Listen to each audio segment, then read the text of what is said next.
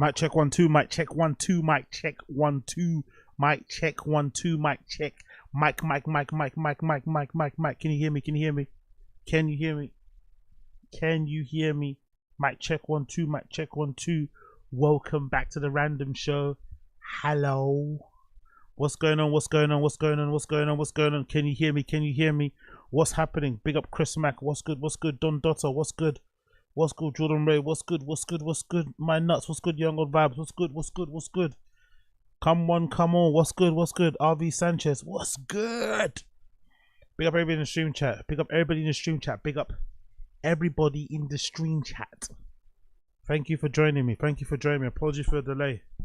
Apologies for the honey dicking earlier as well. I was streaming Taz and I forgot to change the little streaming code thing. So when I started my stream on Taz, it streamed on the Random Show channel, which is all fucked up, which is all, you know, my mistake on my, that was a mistake on my end. So apologies for that. I didn't mean to honey dick you guys, but the plan was to always do the Taz first and then do the Random Show later on when I got back from the gym. To go back from the gym now, actually, I'm not gonna lie, I kind of like it, man. It's a bit late to go, don't get me wrong, but I kind of like the before 12 p.m. vibe. There's hardly anyone there, obviously. And yeah, it's a good little vibe. The only thing that's not good about it is that everyone's on their phone, and I kind of started copying everybody. Plus, my gym has Wi-Fi now. My gym has good Wi-Fi. It never did have good Wi-Fi, so now I'm kind of on my phone a lot when I'm not. I shouldn't really, you know. I'm quite disciplined usually in that I just play an album and I won't touch it for an hour. I'll just have it upside. I'll have it I have it on the floor or something, and that'll be it. I'll just have the album on and I'll just be using that wherever. No skips, no nothing. But now with the fucking Wi-Fi that works in the entire gym, wherever you are in the gym, that Wi-Fi fucking works and it's really good signal. I only say that because we don't have good 3G in my area. The 3G doesn't work at all. I kind of live in a bit of a dead zone in that regard. So whenever I come off the train from going out somewhere, returning back home, the Wi-Fi always, I don't get no signal until I get back home, which probably explains some of my Wi-Fi issues in general. But yeah, man, I really enjoyed it. I'm not gonna lie, it's nice to be able to go in the gym and there's absolutely everything's available. No one's hogging everything because it's literally, you know, I went about what 11 p.m. or something. I think about it, maybe half 11, and there was no one there. Like 6, 7 of us, you know what I mean? It was pretty nice, I'm not gonna lie. Really really did enjoy it. So I think I might do a few late night sessions, a couple morning ones here and there. But yeah, man, enjoyed it. My arms are fucking sore as fuck though. But we roll. Big up everybody in the stream chat tuning in. I got a lot of oil on my neck as well. But we ride.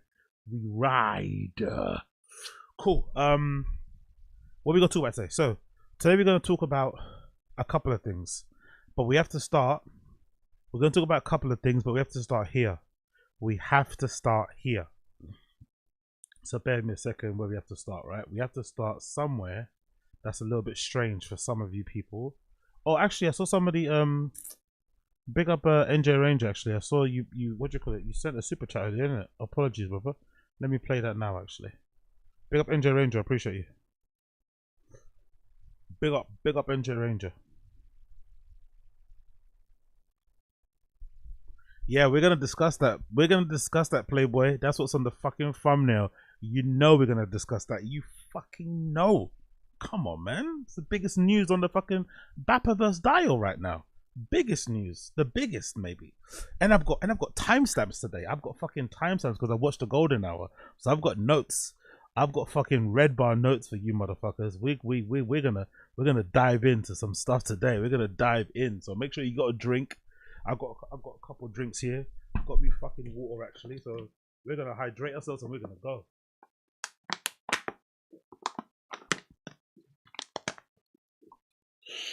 Okay, cool. So first things first. Let me get the audio set up quickly. We're gonna do this. It's a anniversary. It's the 1 year anniversary since Brendan quit stand-up comedy. Do you know that? It's the 1 year anniversary since Bappa quit stand-up comedy. So we're gonna, do a little bit of a story time. 2 clips we're gonna play. We're gonna play first of all the quitting announcement, which is on the Schaub show. Now I didn't know, right? I didn't know until I watched this clip again that the quitting announcement came around the same time Brendan Schaub's daughter was ill. Do you remember when that whole illness thing happened? Something happened to her, I don't know what. I don't know if it's premature. I don't know if it's because, you know, allegedly that baby is a designer baby or something, and there was some health complications. I don't know what's going on with their family, but something happened to the kid. Thankfully, the kid's okay. And obviously, Brendan used it as a moment to kind of seek sympathy from the internet and get people to stop flipping trolling on him. So he went online and got his phone out and started crying. They couldn't record TFATK. And I have to be honest, it was a weird time because we all felt like he was obviously exploiting the situation. We all felt like it was disingenuous. But because there was a fucking innocent, sweet, sweet baby angel involved, you just have to let it slide, innit? You have to let him kind of run with it and whatever. But we all knew, you know, we all knew what was going on there. We all knew where those tears were, what those tears were for. We all knew what was going on. But in the moment, we couldn't say nothing. Now, thinking back to it, I'm wondering, maybe I'm being a bit cruel and mean. Maybe he didn't quit stand-up comedy because he couldn't sell tickets. Maybe he quit stand-up comedy because the illness of his daughter made him realize, oh shit, none of this stuff actually matters. Why am I going on to like, who gives a fuck? I make enough money on this podcast anyway, right? He makes enough money to fucking afford a multi-million-dollar house. Why am I bothered like going on the road? What, to bang like, you know, bartenders and fucking chuckle fuckers? Allow that shit. Maybe that's what happened. Do we have to give him the benefit of the doubt? Did he actually have a come to Jesus moment when his daughter got sick? Like, hey, let me just focus on what matters. My family, my kids, and my podcast. Because maybe that was the thing. Because I only realized when I watched this clip that he actually quit stand-up in the wake of his daughter being ill. So let's play the clip from the beginning. And then you'll see him announcing, you know, what happened and shit. Because I think this is the first day back from everything, if I'm not mistaken. Schaub Show episode number 370. Let's go. Ride through the city like Brendan Schaub. I'm on a mission to get it all. Ride through the city like Brendan Schaub. If you ain't thick, please don't get involved. And now, Brendan Thick Boy Schaub. Big up the X's in the chat. I'm assuming the X's in the chat are like X of doubt, right? I'm assuming the X's in the chat are X of doubt. Big up the X's in the chat. Whoa, we're live. What is poppin', fam? It is 9 a.m. on the dot. It is Monday morning, January 29th. It is good to be back in studio. Although we didn't miss last week. I only missed Firing the Kid and Golden Hour. So, yeah. So we didn't miss anything last week with Schaub Show. But good to see you guys. How we want to do this? Yeah, back in studio. By the way, I don't miss the uneven bit mustache though. I don't miss this. Whatever he was trying to do with this fucking shit, this used to drive me nuts. Remember the streams?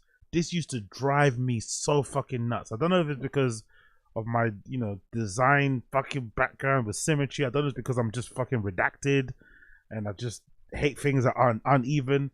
Honestly, it just drove me nuts how he couldn't figure out how to fucking properly trim his fucking mustache.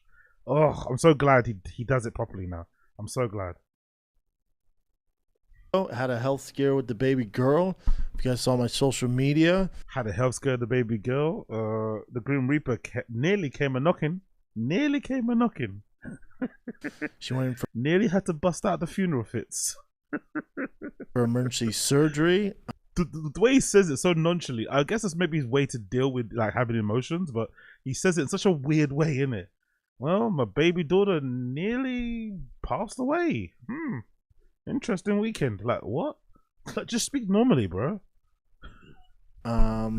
She has trouble breathing, and she's been in and out of the hospital, like I explained on my... It'll be up, Abe Martinez. Appreciate it, Rhonda brother. let this man inside her. Wow. I keep telling you, brothers. Big up Abe Martinez. I keep telling you. Brendan is the American dream, but he should also be like an example to all of us. Yo, big up. Appreciate you. Big up, Mr. O. Oz, do you think that there are Harvey Weinstein type characters in the DJ/electronic music industry? Do you there are some eyes wide shut parties?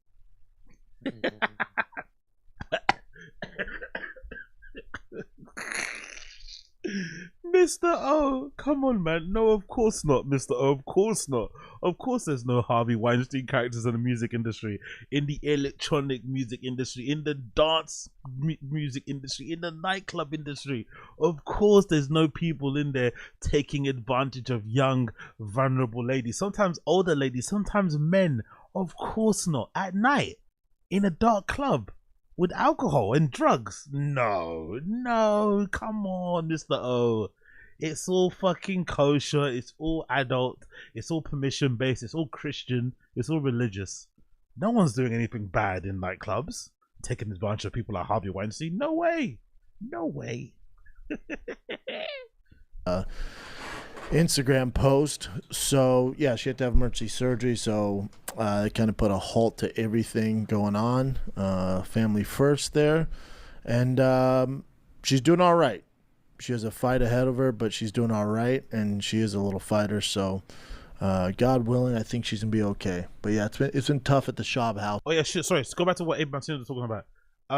See, I always, this is like a weird thing, but I think I've done it in my life because I don't know. I just find people like Brendan so fascinating. So I always use people like this as like a weird motivation thing. Like if Brendan could figure it out, yes, I know there's a lot of luck involved. A lot of happenstance, coincidence, timing. But if he can figure it out in his lane, I can figure out in my lane, you know? I always look at it that way. It's a weird thing to say, but like, you know, like Wings of Redemption makes 70k a year. Yeah? Boogie makes probably more than that a year. DSP makes 100 grand a year. Brendan at one point was a millionaire, multi-millionaire, driving Ferraris and Porsches.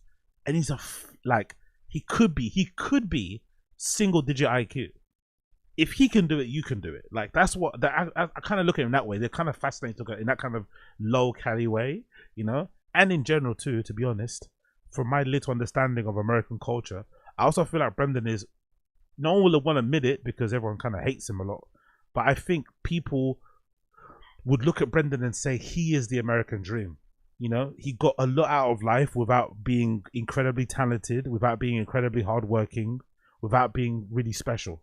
But he ascertained quite a lot out of life, right? He got a family, he's married, he's got kids, he's got a house. You know, the things that people kind of, you know, think is an accomplishment. He kind of, you know, he moves a bit of his own drum, he's his own boss. So if he can achieve the American dream, so can you. Household 2024 has been kicking me in the nuts. That's the way it goes.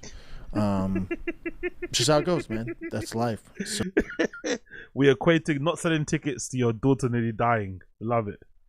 Things happen and it's out of your control, but I want you guys to know, like, all the support online, I see it, and you know, I have a weird relationship with social media and that stuff. You know, a lot of negativity, not just with me, but with anyone. John Anik has talked about it. We'll get into that, I'm sure. But yeah, big up A. Martinez. No, it's not weird, AZ. I appreciate your POV. Since I've been on following the chat and your videos, I always have that saying in my head: if Islamic can do it, we can too. Honestly, it's that's what it is. It's always in the mind. It's always in the mind, brother. Basically an evil Forrest Gump. Accomplished redact. Boom. Simple as that. Done. You sealed it there. Done. Perfect example. Big up Young God Vibes. I wouldn't want to be a scammer. I'm good actually being a good person. Yeah, no, of course. No one really, except for the money, and even the money I think is a bit tainted. But no one really should ever look at Brendan and want to be him or kind of want to swap. Like, oh, I wish I had that, wish I had this, or a DSP or Wings and stuff, right? No one should think that way. I'm just saying more so in the sense of like even though they're scammers and they're liars and they're cheats, they've figured it out. Even though not scammers, liars, cheats. Let me retract that. They figured out despite being horrible people. Forget they're scammers. That's obviously horrible. They're cheats, horrible. Liars, horrible. They've like these people that I'm mentioning: Brendan, DSP, Wings, Boogie 2998. These guys are like irredeemable cunts. Like irredeemable pieces of shit. Like they don't. It's hardly. Like between all of them, you would probably struggle to find like 5 positive traits. You know, like they're unredeemable pieces of shit, but they figured it out. If they can figure it out being pieces of shit, you can figure out being a good person. That's what I mean more so. Forget the money. Who gives a fuck? You know what I mean? The money will always come if you're a good person anyway. But I just mean in terms of like sometimes people hit a wall. You might look at some people and feel, oh my god, how come he's got this? I don't have that. No. He's made it despite be like, especially Brendan. Look at Brendan. Brendan made it in an industry where it seems like everybody hates him. Like, forget the TFATK, forget the homeless cats, forget all these YouTube channels, forget me, forget you guys. In the industry he works in stand-up comedy, people hate him. In the MMA community, people kind of tolerate him. And he made it still, despite being universally kind of like not liked and only kind of endured or put up with because you're friends with Rogan. That's kind of wild when you think about it. Like, think about it, that's kind of wild, you know? So if he can do it with all those things against him, then so can you. Just part of the game. So, you know, I lost all faith in social media years ago. But yeah, big up Epic Putter. Peter Schaub with the assist. Oh yeah. Let's not discount Peter Schaub with the assist. And Peter Schaub with the assist is probably like stuff that you don't even think about, like filing taxes, like, you know, incorporating a company, setting up shell companies, payment systems, like stuff that we would never think of, or stuff that is like would cost a lot of money. He probably sorts on the back end just to kind of keep things moving, you know. It wouldn't surprise me if Papa Schaub was fucking the actual accountant. He was actually the person controlling the money behind the scenes. It wouldn't surprise me in the slightest. And he divvies out the money. Do you know what I mean? Maybe Legs approves the invoices, but Papa Schaub is the one that presses the button and gets everyone paid on certain time to make sure everything's balanced and shit. So this guy doesn't fuck up his fucking money. It wouldn't surprise me in the slightest. Big old Joe for MIA. I wish I could go home to Slow Joe every night. I just love me some slow Latinas. Yeah. Anyway, let me stop stalling. Let me just play the video. Sorry. But the amount of support I got with my daughter in the surgery, it's given me more hope. So I realized that, you know, for me, I see it on the ground. So I'll meet people and they go, oh, you get a lot of hate. Yep. You see what I mean? You see? How did he turn his... Now I don't believe it. I take it back now. He's starting off the podcast, coming off his daughter being ill and being in a, you know, ER. And she's now healthy, thank God. But he started off his first show back from that experience talking about the trolls and the haters. This has nothing to do with his daughter. He's just like using the love that he got, or the appreciation, or the fucking, you know, the empathy that he got from the fans. He's using that as an example of like, why do I get hate? Like, making it all about himself. Like, honestly, crazy guy, man. Now thinking back at it, this is a pretty wild video. No doubt. I get a ton of hate. I get a ton of love too, but the people that do support me aren't the loudest on the internet. Maybe because there's not a lot of them, unfortunately. Maybe there's not a lot of them. Like, he got quite lucky in that he started podcasting early enough where it's a strange thing. I think like he started podcasting so early that I think the money probably made him think the show was bigger than what it was, or that he had more fans, or just maybe he's just so unique in that he turned all his fans against him. That also could be possible. I don't believe that to be the case entirely. I think it's a you know, it's a smorgasbord of things, right? Everything's kind of, but for sure, the best thing that happened to him was starting the podcast when he started it, because you're then kind of like grandfathered in. You can't really lose as long as you just keep uploading. You're going to continually keep making money because advertisers are going to keep advertising with you. Sponsors are going to keep sponsoring you. And that's going to kind of keep you ticking over. Obviously, if your expenses are super high, you're going to get fucked. But if you just keep your expenses low, which might explain also the house sale, you're going to be okay. And that doesn't really mean you have fans though, innit? It just means you have people who watch you like me to laugh at. But do you really have fans like that? Loads of fans are going to go out of their way to say they're big fans of you, especially now because he does have a comedy. I think with the comedy you could probably say, yeah, the fans are there, because maybe you could say, hey, I'm a Brendan Schaub fan for the comedy. But now he doesn't have stand-up comedy. What do you like? If you don't like Brendan's podcasting personality, what else you got to follow him about? You can't follow him when it comes to cars because he doesn't do that anymore. What do you follow him for? But they came out for my baby girl. And So I deal with real life interactions on the street, On the street, where do you go? You don't go outside. events, stuff like that, on tour. So, that those good people are out there, and they came out in droves. Even people that hate me came out in droves to show support. So it means a lot. From Iro Hawani, we've had our issues. I love the guy, love his show, best in the game. He reached out. This fake love of Ariel. You don't love Ariel. Ariel hates you, but he's a gentleman. He's a normal human being. If you hear something like that, of course he's going to extend his fucking well wishes to you. You're not a freak like you.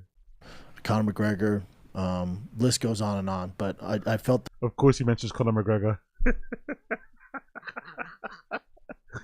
I thought you were gonna say Joe Rogan next. Honestly, man, using clout chasing, like name dropping people that said nice things to you because your daughter was ill is wild, insane. The love, and it definitely helped at that time, and that toughest time in my life, straight up. So, again, baby girl's home now. You can tell she's happy to be home, not be harassed by doctors, and onward and upwards, I guess. You just Green Reaper nearly came a knocking. gotta hope for the best, leave it up to doctors, and it just, as a parent, you feel hopeless. There's literally nothing you can do. It's out of my skill set, that's for damn sure. So Oh, really? you don't want to Google the issue your kid has, because you go down a weird roads. You definitely did Google it. So the doctors at Children's Hospital are the best of the best. That's one of the best parts about living in LA. When it comes to hospital care, there's nowhere better. Yeah, our politics suck. Yeah, our taxes suck. But if you have a sick child or a sick loved one, you want to be in LA. So that's the benefit of living here. See the cyanide. In the weather. Outside that, it's tough. But again, to wrap this all up, thank you guys. I do see it. I love you guys. Thanks for the support. And let's start the show, man. Let's start the freaking show. A bunch of people. I do see it. Why don't you reply back to some messages? Why don't you fucking like some messages? Why don't you heart some messages? I do see it. Like, you're this big league guy, and you're getting hundreds of thousands of messages. You probably got what, 50, maybe 100 max. You can't just double tap, send a quick comment back, and say, yeah, I reply to as many as I can. Obviously, I can't get to everybody, but I'm really happy to see the messages. I read every single one. No, I do see. I do. Like, come on, man. Like, yeah. Bombarded me on my everything, comments, tech, everything. Wow, look how different Chin looks. Look how much a year difference makes. His face looks less puffy, innit? He looks less ugly too. He looks less ugly, and his face is less puffy. He's having this has been one solid year of drinking is what's made him look the way he does now. But look how he used to look in the past. This is only 1 year ago. Look at how different Chin's face looks. God almighty, Chin. Please lay off the booze, brother. At least limit it to the weekends, Chin. At least limit the booze to the weekend, brother. You're looking crazier now because you look way better here. Support for you. So you have so much love. Yeah, tons. So I appreciate you guys. Here it comes. I had to cancel Austin and Nashville. And usually I hate doing that stuff. It happens, but it doesn't happen. It only happens when you don't sell tickets. The only time comedians cancel shows, I know cancel's not even a good word to say. Yeah, cancel shows is when they get too fucked up the night before. They don't sell enough tickets, or they can't be bothered to go. And I know that because of Tim Dillon. Tim Dillon will have like shows in some random place in middle America, and you just wake up one day and be like, you know what, I can't bother to go to fucking Washington. I don't want to go to Delaware. I don't want to go to fucking whatever, New Haven. He just wakes up sometime. So usually, in Brendan's case, the reason why he doesn't do his shows is because he doesn't sell enough tickets. And it doesn't make sense to go. You know, it's like, fuck it, let me just stay home. And then he'll cancel. So I love this rewriting of history, but straight after the daughter, got ill, you come back on the pod, you announce that she's okay, thank God. You thank all the famous friends that hit you up. You pay dust to the fans that hit you up. You say, yeah, whatever. You keep it moving. And then the next thing you mention is how you're quitting stand-up comedy. Here we go. Yeah, I think this time I just don't care. That's where I'm at. I gotta be home more. I'm gonna pull back from touring so much, and I just got to be home, man. I got to. I can't miss Tigers games. I wonder if also he felt guilty. Could that be possible? Could that be possible? Maybe he felt guilty. Maybe he was like at home for once because he was forced to cancel those shows. He couldn't go to the shows. He knew if he goes to the shows, he would have been fucking, you know, worst husband ever.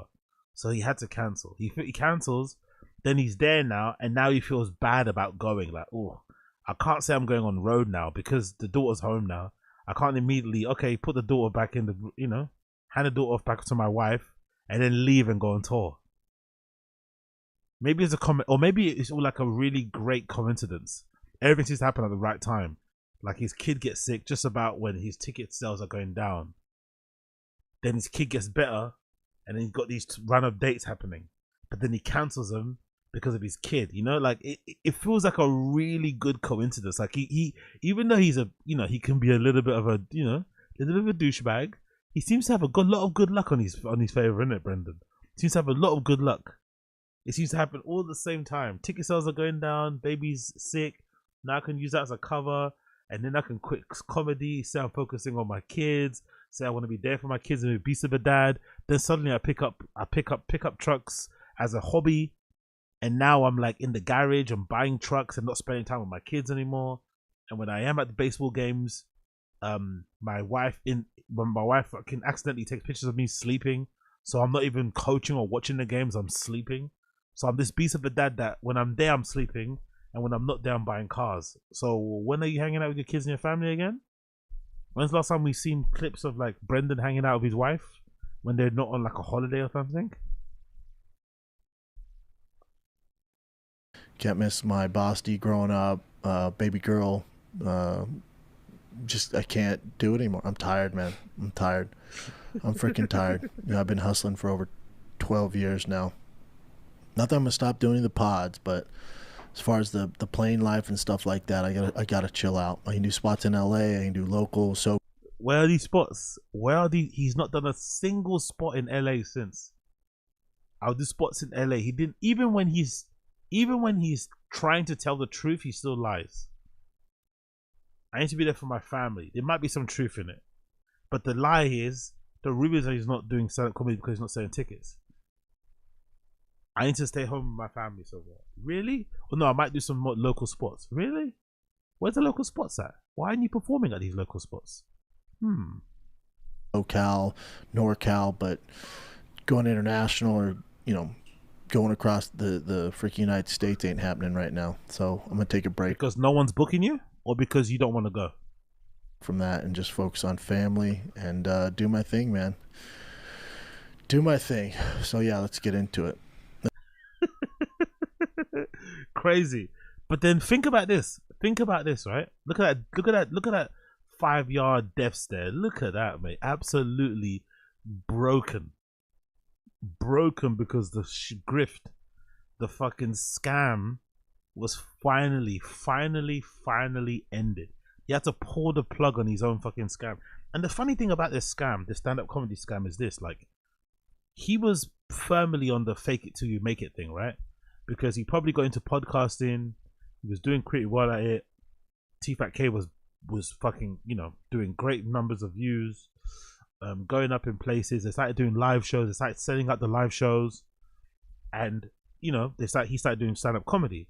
But I think initially, my impression of him doing stand-up was that he spoke to Brian Callen. Sorry, he spoke to Brian Callen. Sorry, my God, he spoke to Brian Callen or Rogan, and they told him how much money they make. This is what I think happened. He was doing podcasts and they're doing live shows, and then he spoke to Brian and Rogan or somebody in that orbit, and they told him how much money they make on the road. They told him, and as soon as he heard how much money they make on the road, his eyes started to sparkle. He was like, "What? You can make that doing stand-up?" So all this money, because imagine, this is before the podcast bubble burst. So before the podcast bubble burst, money was just, running like a fucking tap. Podcasts coming out of the fucking yazoo. Everybody getting sponsored. Everybody getting ads. Everybody getting views. all the guests that people who are established now were all coming up still, appearing on everybody's show, helping each other out. Blah blah blah blah blah. Everyone's in LA. Everyone's going to the Comedy Store. So it was so fucking everything was like throbbing. Money coming out everywhere. They were probably like they couldn't count enough money that was fucking coming in. Then suddenly someone tells you, you know what? You can make more. How? Just tell your shitty jokes you do on your podcast on the stage. Really? Yeah. You can make a couple of grand, 10 grand, 20 grand, 30 grand on the weekend. He was like, what? So he got into it, I think, because of money, not even to be funny, which probably ain't going to be a surprise to some of you guys, but I think that's what happened. And then the things why I say that is because that's a fake it till you make it way. You fake it till you make it, you got in there because of money. But usually, you might end up falling in love with the thing. You're like, you know what? I actually love this art form. I actually love this fucking genre of entertainment. I actually love the ability to like touch and feel my fans, tell jokes, share stories, be vulnerable, talk about things that are important to me, or just make people laugh. Nah, that never happened. He never had that moment. It was always a grift. It was always about securing a fucking special on a streaming platform, getting views. I want 1 million views. I want this. It was always about money. And as soon as the money dried up in stand-up comedy, guess what he did? Bailed.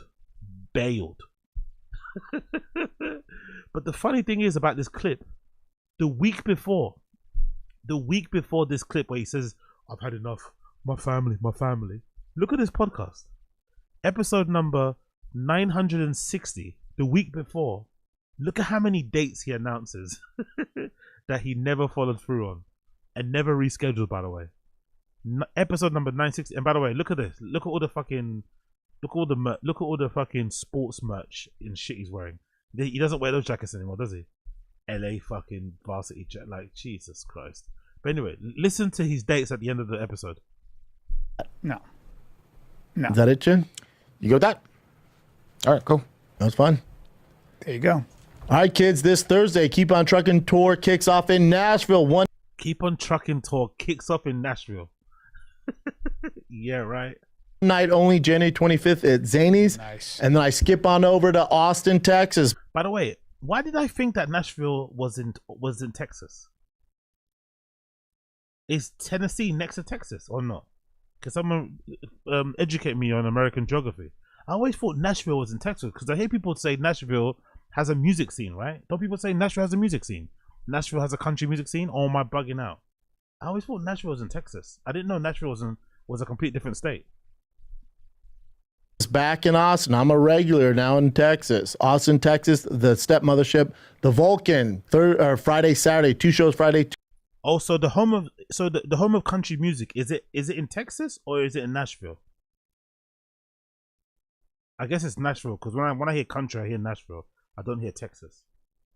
But South by Southwest is in Austin, right? 2 shows Saturday, January 26th, 27th. Get your freaking tickets at thickboy.com. Right? Pick up the Young Old Vibes. It's south but further east by Georgia. Okay, cool. Pick up Young Old Vibes. But yeah, do you remember that? Look at those. He had dates up until March. In Nashville, Austin, San Jose, and Fort Worth. Crazy. And he quit them all like that. And since then, we haven't seen a single. I think if we go on TFATK now, I don't even think Brendan's got dates. We haven't seen a single Brendan Schaub stand-up comedy date ever since that day. 1 year anniversary, and there's nothing there. Coming soon, buy tickets. Where? Really? Oh, they're doing a show. Look, they're doing a show for the Kids Show. They're doing a show in Austin. When's this? Is it? What's a Big Love Comedy? Interesting. So they are doing a show. Wow, I didn't even check this. Let's see buy tickets. Let's see what's available. They're actually doing a show in Austin. Oh, so the Vulcan Gas Company is now owned by. Hold on. Big Love Comedy is a media company primed to take over the world. Not like a sinister warlord type takeover, but more like a gesture who is ready to make the world laugh. That's us. Big Love Comedy. Our hyper focus is to bring you laughter all the time. So this is what a promotions company or something, right? That's putting on events at the Vulcan.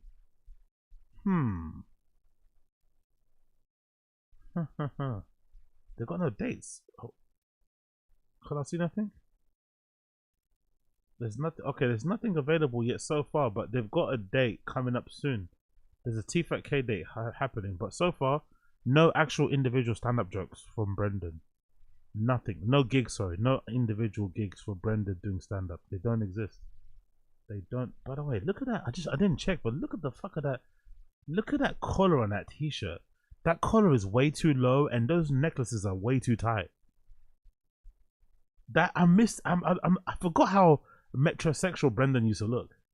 Now he's doing this whole like fake, you know, working man, working class thing. But I forgot how metrosexual he used to look. He's got this like extra long olive green shirt, thick boy merch that's like a big O neck. That's a massive O neck, right? That's a crazy neck hole, and then he's got these really tight fucking chokers on, these choker necklaces. It's pretty wild, isn't it? I forgot how metrosexual he used to actually look. Jesus Christ. All he's missing is the super egregious abuela eyebrows. The super egregious ones there. Yo, be up Coil in the chat. Wagwan Coiler. Wagwan, my guy. But yeah, man. He's there. He's there. Papa Schaub is there. 1 year anniversary. Will he come back? I'm saying he is. I'm still gonna down that hill. I think Brendan, if and when they do move to Texas, I think part of moving there is so he can restart his comedy career. There's too much money on the table not to. Plus, if Luis J. Gomez can be a stand-up comedian, so can he. You know, let's be real. Luis J. Gomez is fucking like. I think Brendan might actually be betting him at stand-up. I'm not gonna lie. I might even down that hill. I might even down the hill that Brendan Schaub is better at stand-up than Luis J. Gomez because he's horrendous or atrocious, as Brendan will say. So if Luis J. Gomez is atrocious and he makes money doing stand-up and runs a fucking media company, whatever, podcast network, Brendan can do it too. So I think Austin might be the relaunch of Fig Boy merch. It also might be the relaunch of his podcasting career. And you never know, we finally might see batch 2 or 3 of Tiger Fick in Austin, Texas. You never know. We might get Tiger Fick redo. We might get a Tiger Fick redo, a Tiger Fick 2.0 launch in fucking Texas. You never fucking know. But it might be happening. Okay. Let's talk about the news we all want to hear about. Let's not wait any longer. Let's talk about the news we all want to know about. Yes, you see it. You guessed it. It's right here on fucking Zillow.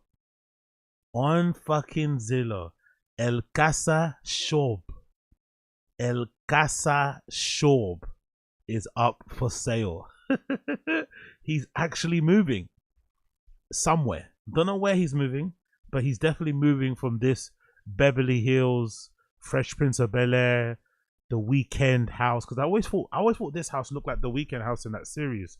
The Weeknd. What's that TV series called again? TV series. What was it called again? The Idol. Cool. Let's see. The mansion in The Idol. I always thought Brendan's house looks similar to that. That is Bel Air Mansion. Okay. I had no idea. Okay, cool. That's why it reminded me of the Fresh Prince of Bel Air then. So I thought the front of that house looks similar. I don't know why. Maybe it's the... Yeah, that's the bit here. You see this bit here? Whatever this style of house is called, that kind of entrance, it reminds me a lot of Brendan's house. This entrance like this. This kind of like curved step thing. I think Brendan's got the same thing though in his house, no? Or am I bugging out? Doesn't Brendan have the same thing on his house? That's that Weeknd house in The Idol. Doesn't he have the same thing? Yeah, it's the same thing, isn't it? Same sort of style.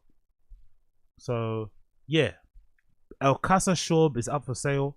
If you don't know, that's a breaking news. El Casa Schaub is up for sale. It's currently listed for 4.25 million. 4.25 million. 5 bedrooms, 6 baths, 6,659 square foot. It's a fucking behemoth. Allegedly, he bought this, I think, for like 3 mil.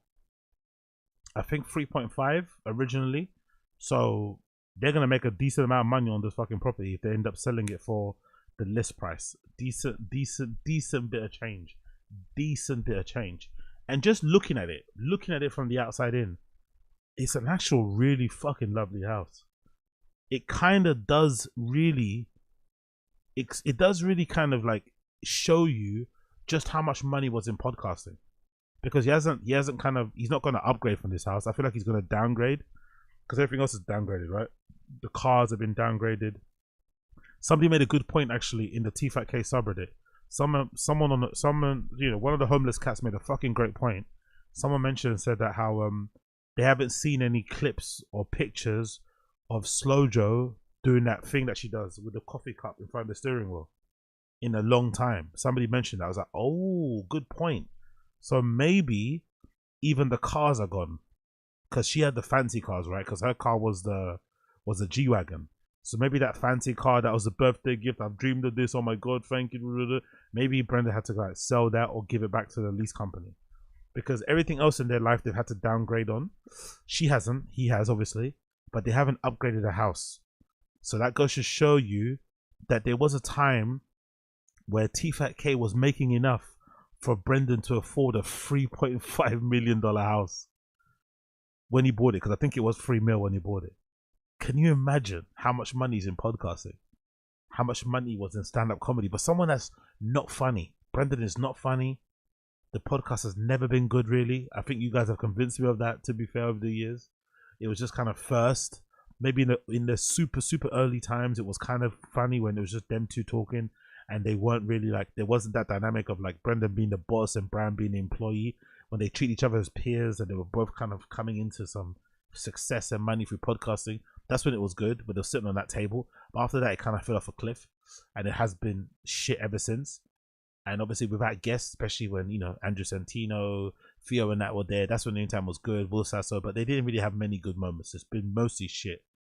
But with a mostly shit podcast, or stagnating, let's be charitable, with a stagnating podcast that hasn't really evolved in any way, shape or form, there was a time where he was able to afford a $3.5 million house.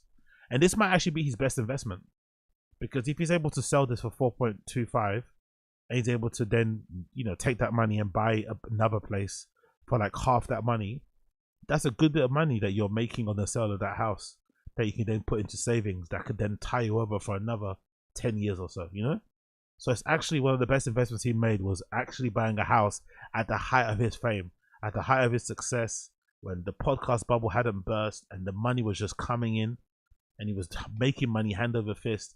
The great decision was to buy this house, because this house is fucking lovely.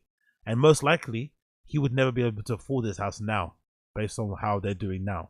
This is a house that was definitely purchased back when, the whole podcast ad thing scam hadn't been blown up and shit. But yeah, this is the home that's been put on sale, which is an indication that Brendan is probably going to be moving to Texas or somewhere else, it seems. Let's read the listing here. It says, this stunning gated estate, by the way, they live in a gated community. Funny. It's the gated estate. I take that back. They live in the house has the gate. I don't think they live in a gated community. I don't think so. Perfectly blends elegance, comfort, and luxury, offering everything you need for both relaxation and entertaining. The soaring ceilings and the open, airy layout feel both grand and inviting, and the spacious living and dining areas are bathed in natural light, complemented by custom lighting and exquisite finishes throughout. At the heart of the home, the kitchen is a showstopper, equipped with top of the line stainless steel appliances and a massive center island with seating and stylish cabinetry, making it perfect for hosting or simply enjoying a quiet morning coffee. Fully furnished with hand selected pieces, this home exudes warmth and sophistication. Beautifully landscaped backyard. Oh, she's proud of that, Slow Joe. She's proud of that, because when people's houses are on fire, she definitely made sure to get that house backyard. So, maybe we have to thank her. Maybe we have to thank her, thank her for landscaping that garden. Maybe her landscaping that garden in the midst of the LA fires has added a couple million to the house listing. You never know. A relaxing spa, stylish cabana, located in one of Woodland Hills' most sought-after neighborhoods. This estate offers privacy, security, unbeatable convenience, just minutes from top-rated schools, shopping, dining, and entertainment. Don't miss this rare opportunity to make the most for the fully furnished home yours. Oh, it comes fully furnished too, by the way. Interesting. Now, I've heard, not sure if this is true, but I listened to the podcast. What's that thing called? All In. I listened to the podcast All In. I listened to a few others, business podcasts and shit, and I've heard that allegedly people are offering some LA residents money up front for their like burned down homes, allegedly. And I think Gavin Newsom had to step in and put some sort of law in place to kind of stop that happening. But I heard that was a thing. People were going around offering crazy amounts of money for burned down properties. I've also heard people are now selling their homes in that area, especially areas that haven't been affected, if your house is fine, because there's so much demand for homes because people have lost theirs. And if your house is still standing, people see that as a sign that maybe where you live is safer. So people are now offering more than what your house is worth to secure your property because, you know, everyone wants one. So I'm wondering, is he actually selling this house because he wants to move? Or is he selling this house because the money is too good to turn down, potentially, if he sells it?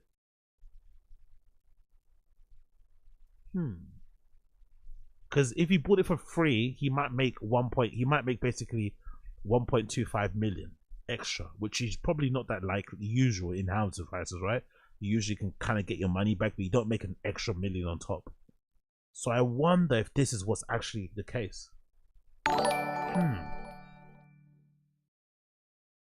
Fully furnished with hand-selected pieces chosen by two people without enough brain cells between them to rub together and make fire and zero class. Fully furnished, and you're gonna want to end up chucking it all out. Maybe sell it on Vinted or something. Yeah, big up Ninja Ranger. I think it's a combination of a few things all happening again at the same time. You know, Brian Callen going back to Austin, he wants to be there as well with Rogan and suck his dick.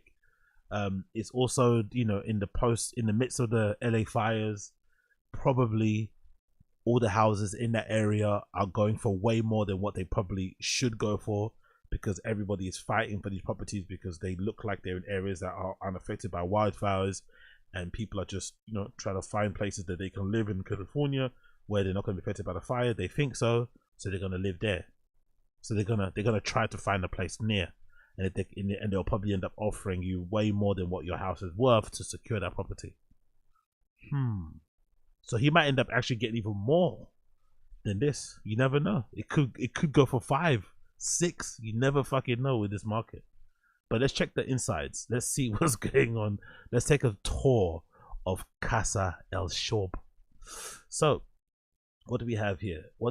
So, first of all, like I said, I think it's a really beautiful house, to be fair. Very, very, very beautiful house. You've got 2 garages. You've got 3, isn't it, right? That's like a 2-car garage, I think, there. And I think that's like another one. Fucking wild. I think so. Maybe I'm mistaken. But it's a really fucking nice big house. 2 floors. There's also a side way where you can kind of go into the garden, I'm assuming, right? A side path there. It's also surrounded by loads of greenery, right, which I really love. I'm not too sure what the views are saying on the other side, but I love how it's surrounded by greenery. Basically, it's in the Woodland Hills, on the side of the hill, so it makes sense. But it does look really nice in that way. The driveway up the house is fucking gorgeous, right? That view. Imagine pulling up in a car. And this is your view as you pull up. Your view is this. Fucking incredible, to be fair. As you get through your gate, you pull up and you got all this greenery, and your house is just there shining, look all white. If anything, it's kind of got a very Mediterranean architectural style. It kind of looks like a house that you could find in, like, you know, in some fucking coastal town somewhere in Spain, maybe somewhere in Morocco. You know, it looks like that kind of vibe. It looks really fucking cool. And then the insides, you know, nice high ceilings, you know, big open plan space. This is probably the nicest area I've seen so far in the pictures, I'm not going to lie. It hasn't been affected by the decorating. Nice spotlights there with nice lights, banisters on top so everyone can look at you and shit. maybe not the best in terms of child, you know, safety and shit. Maybe a bit hazardous, but still very, very, very nice. Again, high ceilings, big doors, nice shit. A lovely dining room. I wonder how often they've ever sat here and ate as a family. I wonder how often they've actually sat down around this dining table and ate as a family. God damn. Imagine having a podcast and being able to be your own boss, but then you don't want to be at home. You're always on the road. It's so weird, these guys, isn't it?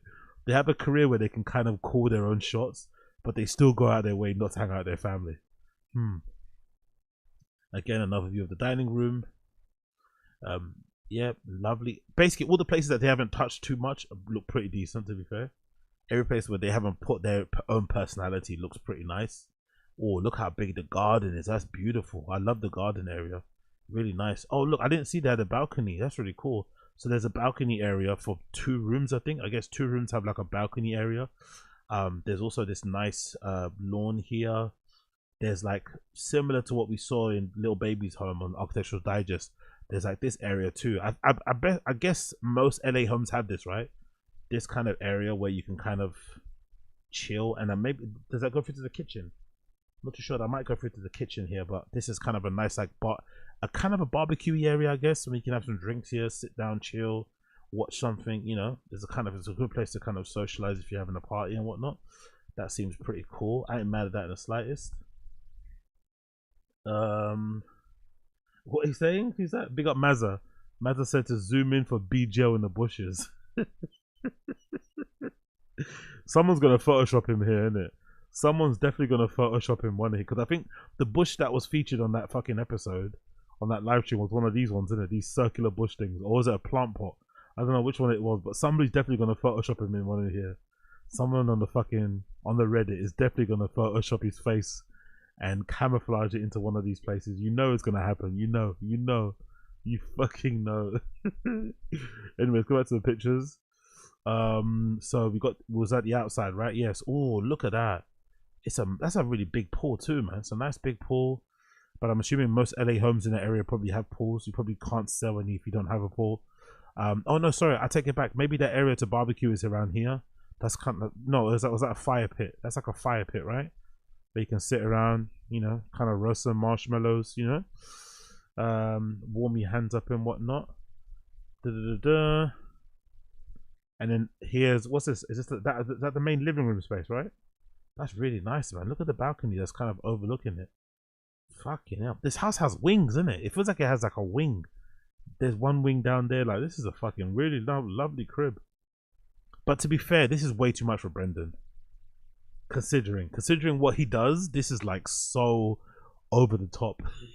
You know, man's living like a fucking quarterback for like a good fucking football team. You know, it's a little bit much for like somebody with a podcast that's like fairly average and shit. This is just too much, man. This is just too much. He couldn't keep up this fucking lie. Oh look, oh yeah, wow, that's a nice living room, isn't it? Massive TV too, nice living room space. I'm not gonna lie. I like that couch as well, by the way. That couch is lovely. Nice big fucking N-shaped couch there, or U-shaped couch, I'm assuming.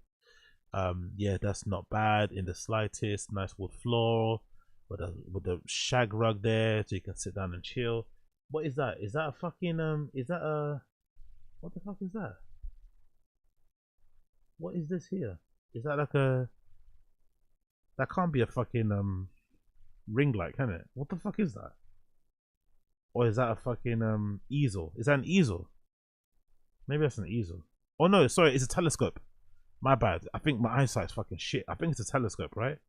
That's a telescope, isn't it? Yeah, it's a telescope. Okay, cool. So what the fuck is that? What is an easel? Why they got an easel in there? Yeah, there we go. You got a little fucking chimney there. Cool. What else we got going on?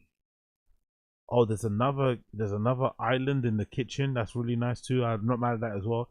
I quite like that, to be fair. I think this is I feel like this is like an American architectural thing or interior design thing. I quite like how you guys have these kitchen islands. I think they're really cool. For somebody that likes to, like, you know, I have like one open space in my living room and kitchen. But for someone that likes to sometimes, you know, sit in my kitchen on a stool and just eat my breakfast or whatever. I quite like this area as well. I'm not mad at it. I quite like this little breakfast kitchen island thing. It's really fucking cool. I don't get this table though. I see a lot of American houses that have this. They have like this area, kitchen island, and then you also have this other little table thing. I don't know why that needs to be there. Plus you have another dining room table. It's just too many tables and chairs, you know? That's the only thing. There's too many chairs, too many tables. You just keep this and keep the main dining room. That's it. You don't need to have this other little circle one. Like, it's just so many tables and chairs. But, you know, maybe I'm nitpicking here. There you go. Is that on the second floor? Or those stairs that go down to the basement? This area is on like the second floor or something. Really? No, it's not. It's on the ground floor. That must go to the basement or something. That railing there. Okay, cool. Nice big fridge as well. Oh, look, that's security cat. Oh, that's where they can spot all the homeless cats. That's where they can spot Unique. So if Unique ever tries to roll up to fucking Casa El Schaub one day, that's how Papa can spot him and get the fucking blicky out, you know? Look at that. There's a security system. There's a big bad security system, bro. Every fucking room, every entrance. Don't fuck around. Don't put yourself on a poster, you know what I mean? Don't put yourself on a t-shirt. Don't make your mum have to start a GoFundMe. You get me? Pull up a Casa El Schaub, you get your wig split. What is it? A nice little island there again. Big kitchen. I love the fridge size. Not mad at us. Oh, look at the pantry. Of course.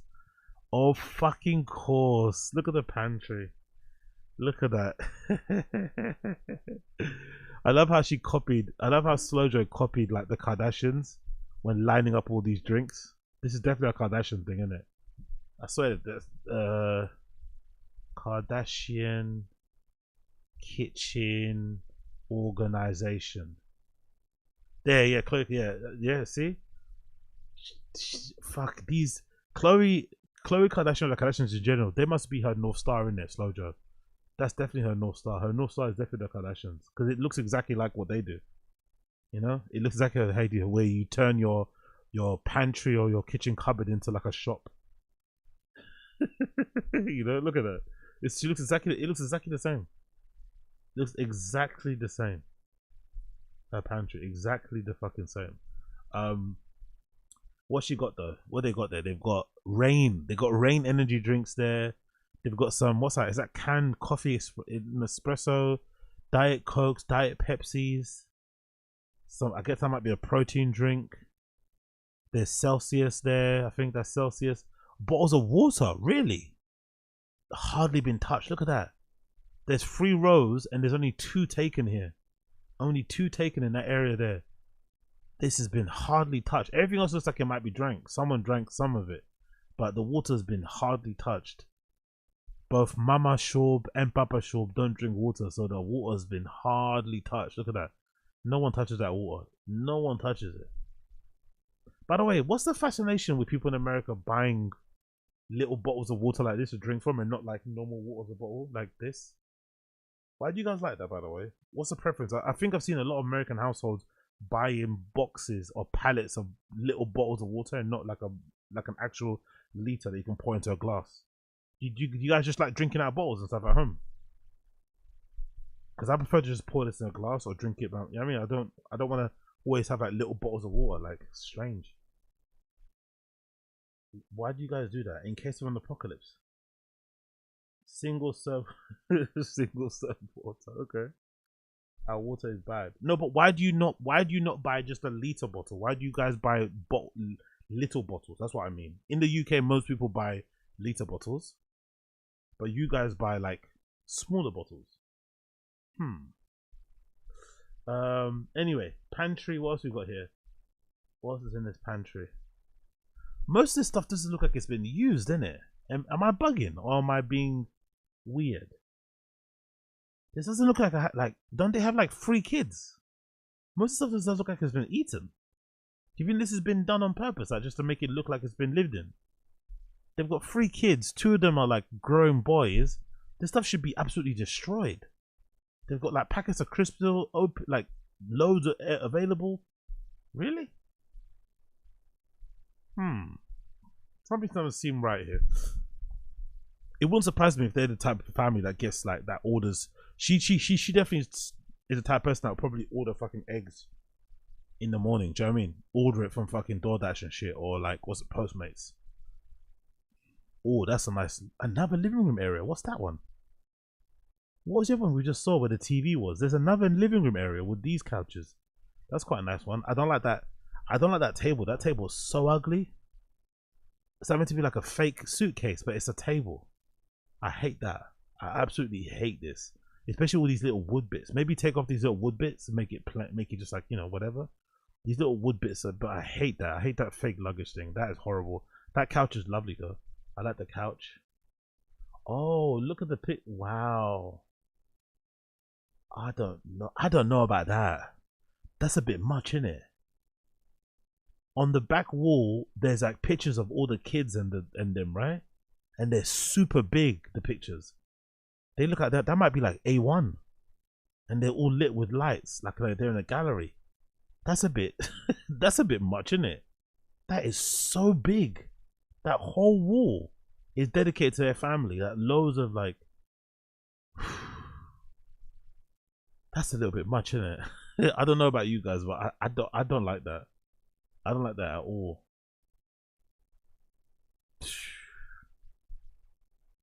Oh look, the one with the one that the thing is there. Look, that's that one there, isn't it? I recognize that picture. That's that one from Thingy. Let's go to Slowjo's Instagram. Sorry. Let me quickly check. I recognize that picture. Where is it? I recognize that picture. Where is it? It's when it was Brendan's birthday party. When was Brendan's birthday party again? Which one was it? I think it's further down, isn't it? Brendan's birthday party that she made all about herself. Yeah, there we go. I recognize that picture. I think it's this one. I think it's one of these ones. Which one is it? Not this one. Where is it?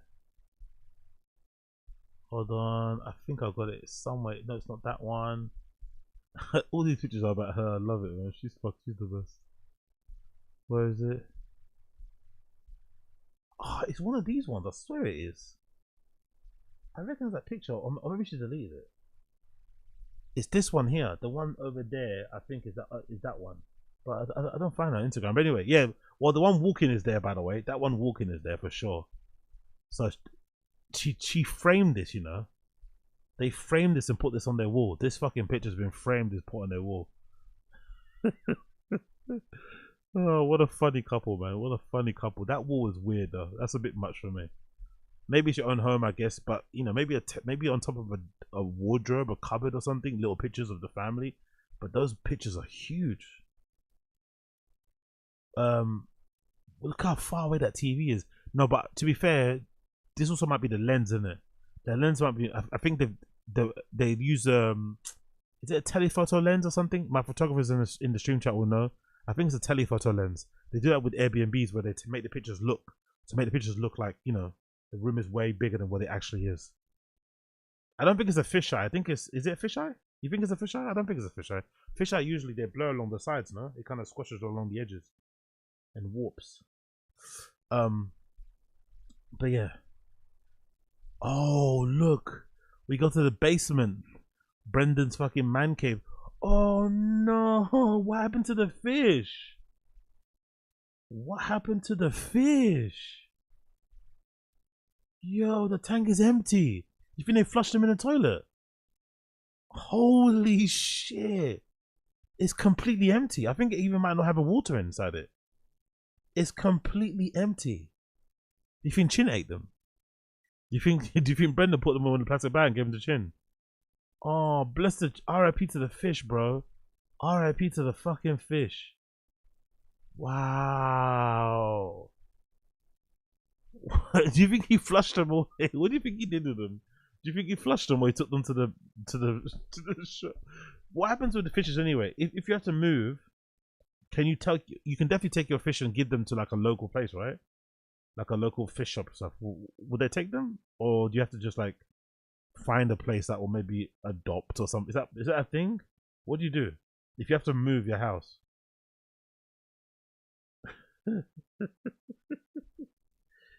How far can he throw? Yo, Eve Zanilla is fucking awful, man. Wow. fish are all gone. That's the home theater. Oh my god, look at the posters on the side. I guess that's an artwork some fan gave him, right? An artwork some fan gave me, put on the wall. The fucking, what's it called? The first special, you'd be surprised. The cover of Street Trucks. He got the cover printed and framed. Jesus Christ, this guy, man. You got a, I guess you got one of those rah talks from Rogan or something, innit, right? You gotta always fucking, you know, give your accomplishments the fucking due they deserve. But this is so cringe. This is so cringe. Just have some magazines in your house of the fucking car magazine you're on. You know what I mean? A couple of stacks of them, cool. But like getting the cover printed and framed in that size, that obscene size, like it's a fucking movie poster, is insane, man. So insane. I don't know what this. I guess it might be a guest room or something. Really nice space, but Jesus, the space is really fucking nice. Oh, look at the bathroom. Look at the bathroom. That's lovely. Lovely. Well, the basketball is that their basketball court, or is that a public basketball court?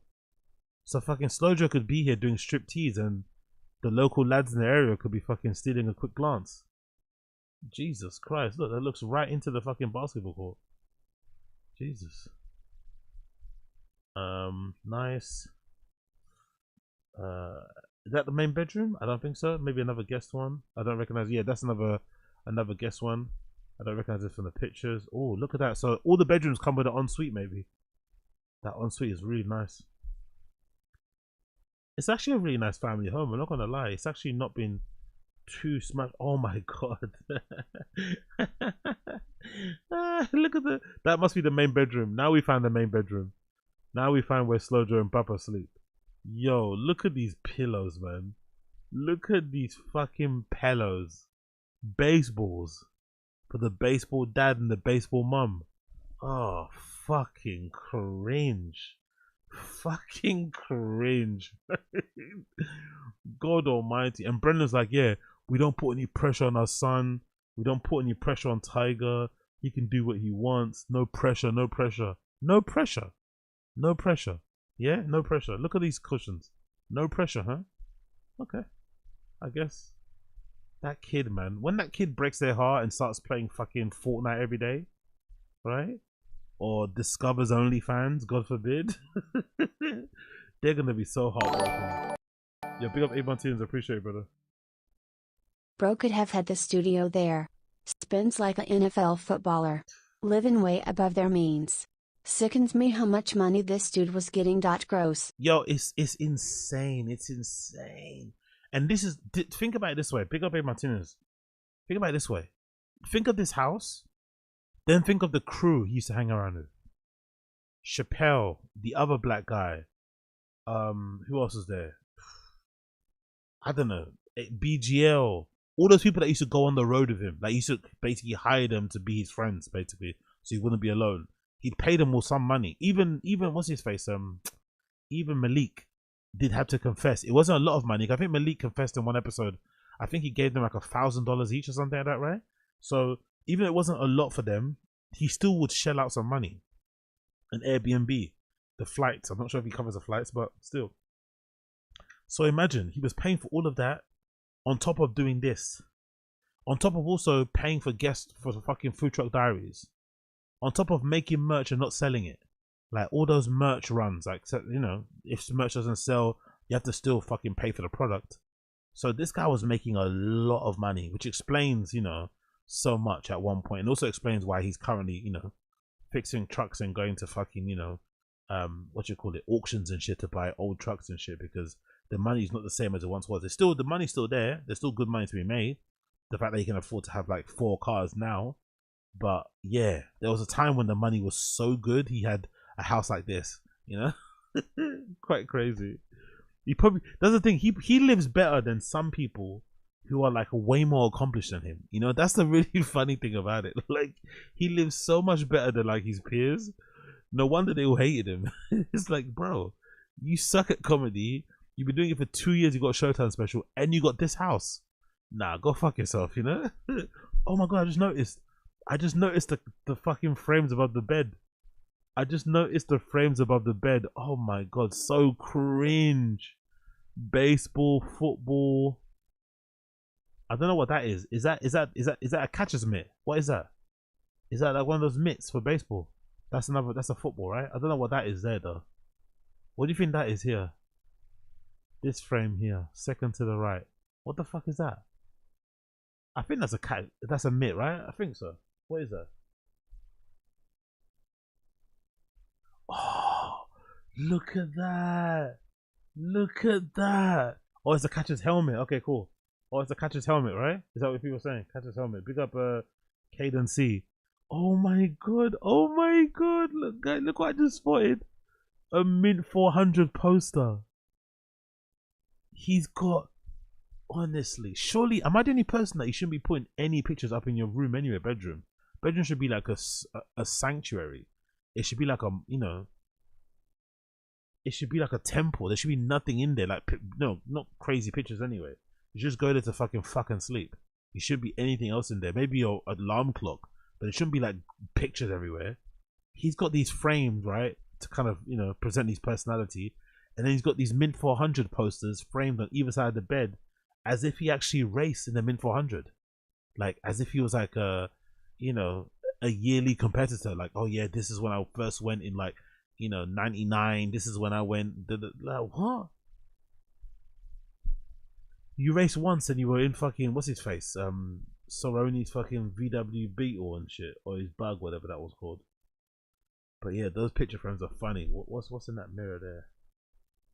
Probably more slow Joe shit, probably. Cool. Oh, what happened there? Excuse me. Apologies there. Make sure you like the stream too if you're enjoying what you're seeing and see what you enjoy.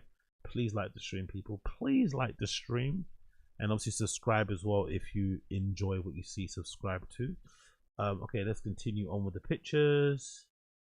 What else we got here? Oh, that's a nice bathroom. I love the shower. Oh, I recognize the shower. I recognize the shower from that fucking what's that thing we saw where Brendan was advertising on it, right? I recognize that from the shower when Brendan was advertising on it. Where is it? Let's see if we can find it. I think so. I think that's that same shower from the on it ad. I'm pretty sure. Hold on, like this. Oh, that's a good point. Big up Abe Martinez. Yeah, no pictures of his actual accomplishments, like knocking out Crow Cop. That's actually a really good point. Imagine posting his child's room and he doesn't move. They're gonna be visiting soon. Jesus Christ, Bing Bong. Jesus Christ. Let me see if I can get it on here. Bear with me a second. I want to see if I can find. Is it on it? Yeah, on it. On it. Let's see. But I'm pretty sure that was a picture that we saw from somebody posted, I think, on the Find a Kid subreddit. So let's see if it's available here on his actual Twitter itself. Bada bing, bada bing, bada boom. Come on, you piece of shit. Where is it? Not that we don't want to see that. We don't care about that. Where's the picture? The on it thing. It's not here. No, not on it. It's a picture of him in the shower, and he's fucking covered in fucking water and shit. I think it's the same background. I'm pretty sure that's the same house. So he's been there for a while. Then I thought he sold an. I thought there was another house before this that he sold. Maybe I'm confused. I thought there was another house before this. Maybe it's not the same one then. Can I find it? Is it here somewhere, or is it on the? Maybe it's on the Reddit. Maybe that's what I saw it. Maybe I might have saw it on Reddit actually. Oops, that's not the Reddit. That's the No Jumper Reddit. There's a picture of him in a shower somewhere. Where is it? I think it might be somewhere around here. Bear with me a second before we continue. Oh, there we go. There we go. This is the one. Yeah, that picture. So that's the one. Yeah. Is that the same place? No, I think that might be different actually. So yeah, they definitely moved since 2015. That's a different shower, unless that's a hotel. But those are not the same shower. Those are not the same tiles. Those are not the same tiles. So maybe they moved in between that time. Cool. Let's move on before I sound super tismy. There's a washer dryer. Probably doesn't never get you. They probably have never been in here. Brendan and Slowjo have probably never been in here. They've probably been in there a handful of times. This is definitely something that gets sorted out by the fucking maids. The maids, the helps, the Guatemalas, the Guatemala abuelas, yeah, the Guatemalan abuelas, sorry. They definitely are the ones that are in here the most. Brendan probably doesn't know how to fucking use a washer dryer. Oh, that's the baby's room, right? That's what's her name again? Billy's room.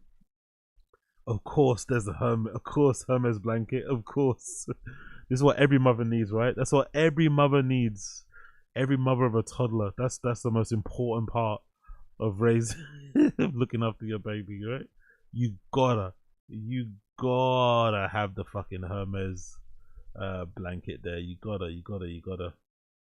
Another guest room. Jesus Christ, bro. This house is huge.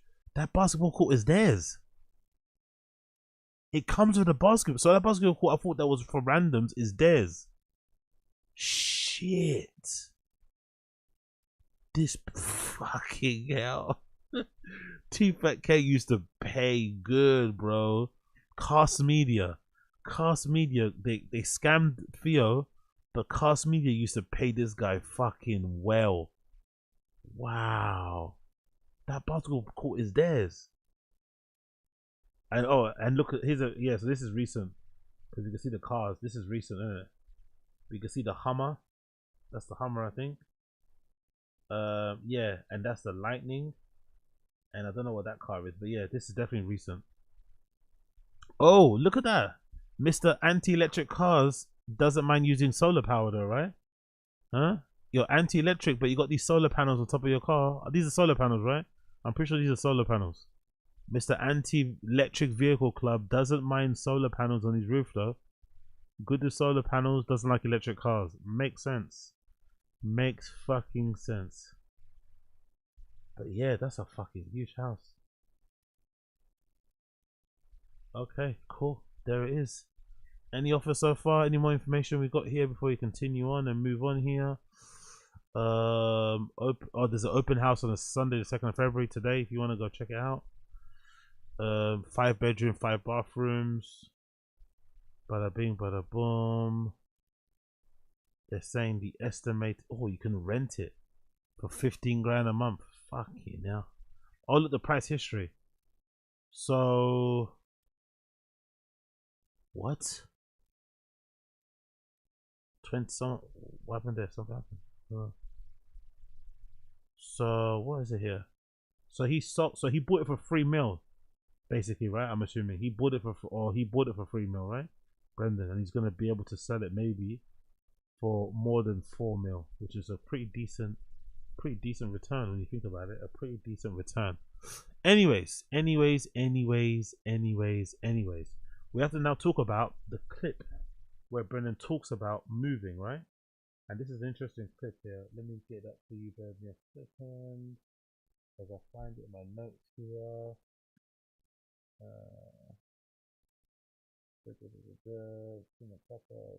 Yeah, there we go. So here, the clip starts around here. I think 38:43. It's around 38:43. They start talking a little bit about the houses and shit. Where is it? It's not there. Where is it? Golden hour. There you go. So it's 38:43. They start talking a little bit about the houses and why he's moving. But it's an interesting debate because it feels like Brendan and Chris have a little passive aggressive argument. I don't know why in particular. I guess Chris is also looking at houses and stuff and talking to realtors. So they have this weird, like, who knows more about the, the property market at the moment. It's really strange. Let me play from 38 onwards. Understand? Unbelievable, these people Trying to work here. This is why AI is going to replace you guys. Yeah. Big AI. Yeah, first of all, they're not going to spill. Second of all, if they do, they're not going to have fun about it. New Orleans is a great example, though. They rebuilt below sea level just right after it flooded. Same exact thing. Yeah, and they, they won a Super Bowl, and everybody's like, you know what I mean? I'm just saying, The it's Twin Towers, the ones that higher now area that they built. That area is too nice to like. But that's people didn't leave New York. Right. No, I know. So it's I'm like, just, positive. and then like this guy. I watched the whole episode, but there was a very strange, weird energy between Brendan and Chris. I don't know what was going on, but it was a strange energy. I'll play it from the beginning later, but basically they started this episode with only Chris and Eric, and then Brendan came in later, but there was a weird energy when they started talking anyway. Not sure if they've fallen out. I don't know what's going on, but it's strange. you know, he has a vested interest in being like, you know, because you have like if Rogan wasn't in Austin or some friends, a close friend like that, scene, yeah. I don't know if that's the place you pick. Maybe you might pick like, let's go to Arizona or let's go to. No, I would still do Texas, but I like how Eric basically said, if Rogan wasn't in Austin, you would never go to Austin. No, I still got Texas. No, you wouldn't. You wouldn't. Like, let's be real. You wouldn't be moving to Texas if Rogan wasn't there. Let's be real. But obviously, he's gonna lie. I'd probably do like a Fort Worth. But whatever. instead of I'm just Austin. saying. Yeah. What I'm saying. I love how Brendan says Fort Worth as if like that makes him more authentic. Like he's more real. I'm gonna go to Texas. I'm gonna go to Fort Worth. I'm not gonna go to, Dallas. I'm not gonna go to Austin. I'm gonna go to Fort Worth. Real Texas, I guess. It's like when you know, if you have the capability and you have like a friend group, an inner circle that's like, hey, let's do this, right? A lot of friends. Press X to doubt on that one. A lot of friends in Austin, Texas. Yeah, but it's like, but a lot of people, I think a lot of people are going to be moving west right now in terms of, I mean, even in LA, like going to Santa Monica and going to, like my parents, own a property. I'm like, God, I bet if they put their condo that they own, that they're renting up for sale right now, they could probably get twice the money. Crazy. Yeah, see? So this made me think that Brendan's only selling a house because he got told by his realtor or told by his business manager, hey, sell the house now. This is probably going to be the only time where you're going to make a lot of money. You're maybe he's cash poor and needs some, whatever. So if you can extract that money out from the house, it'll be a good move. So it feels like this isn't a move because of Texas. It feels like this is a move because the market is the way it is now at the moment. It's maybe a seller's market, let's say, because there's so much demand for houses because of the fires and shit. It's crazy over there, right? So whether I stay in California and go to Texas, I would probably, because the market's so crazy, sell my house no matter what. Oh, really? There we go. There we have it. Whether I stay in California or go to Texas, I'm going to sell my house no matter what.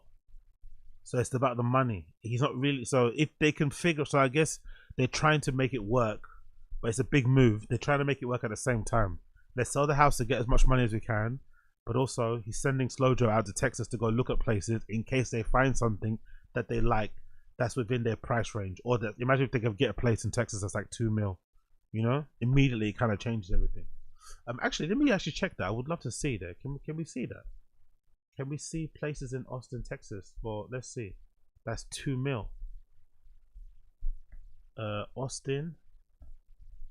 I'd love to see what's available. What type of can because it's got 5 bedrooms, 6 baths. Let's see if I can get the same thing for like 2. Can you see? I doubt it. I don't know why. Something in my brain's telling me it's not possible. But can you get something in Austin, Texas for $2 million that has 5 bedrooms, 6 bathrooms? Is that possible?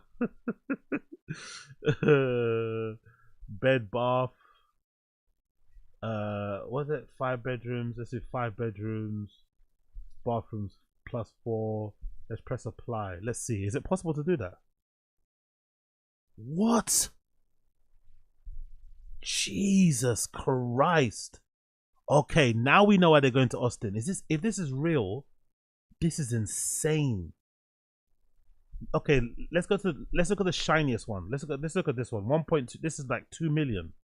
Wow. Look at this place. Okay, this is why he's moving to Austin. Or this is why he's selling the house, because he could get the same house in Austin for half the price.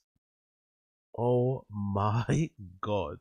Okay, hold on. Let's let this load. Please load, you fucking cunt. I want to see this. This is so interesting to me. Interesting. Where is it? Where's the fucking picture? Why isn't it loading? Can I not see this? Can you load it for me? You gonna load or not? Okay, cool. Let's not. If it's not gonna load, I just want to see what it looks like on the inside. Let me just scan through here. Oh, that's a bit of a weird place, isn't it? Where the fuck is that? Where's Coodle Hill Lane in Austin? That's a lovely spot that's in the middle of nowhere. It looks like a new build, that one. Let's click this one then. This is like 9 mil, right? This one here. Will this show up on the thing? Why is it not showing up for?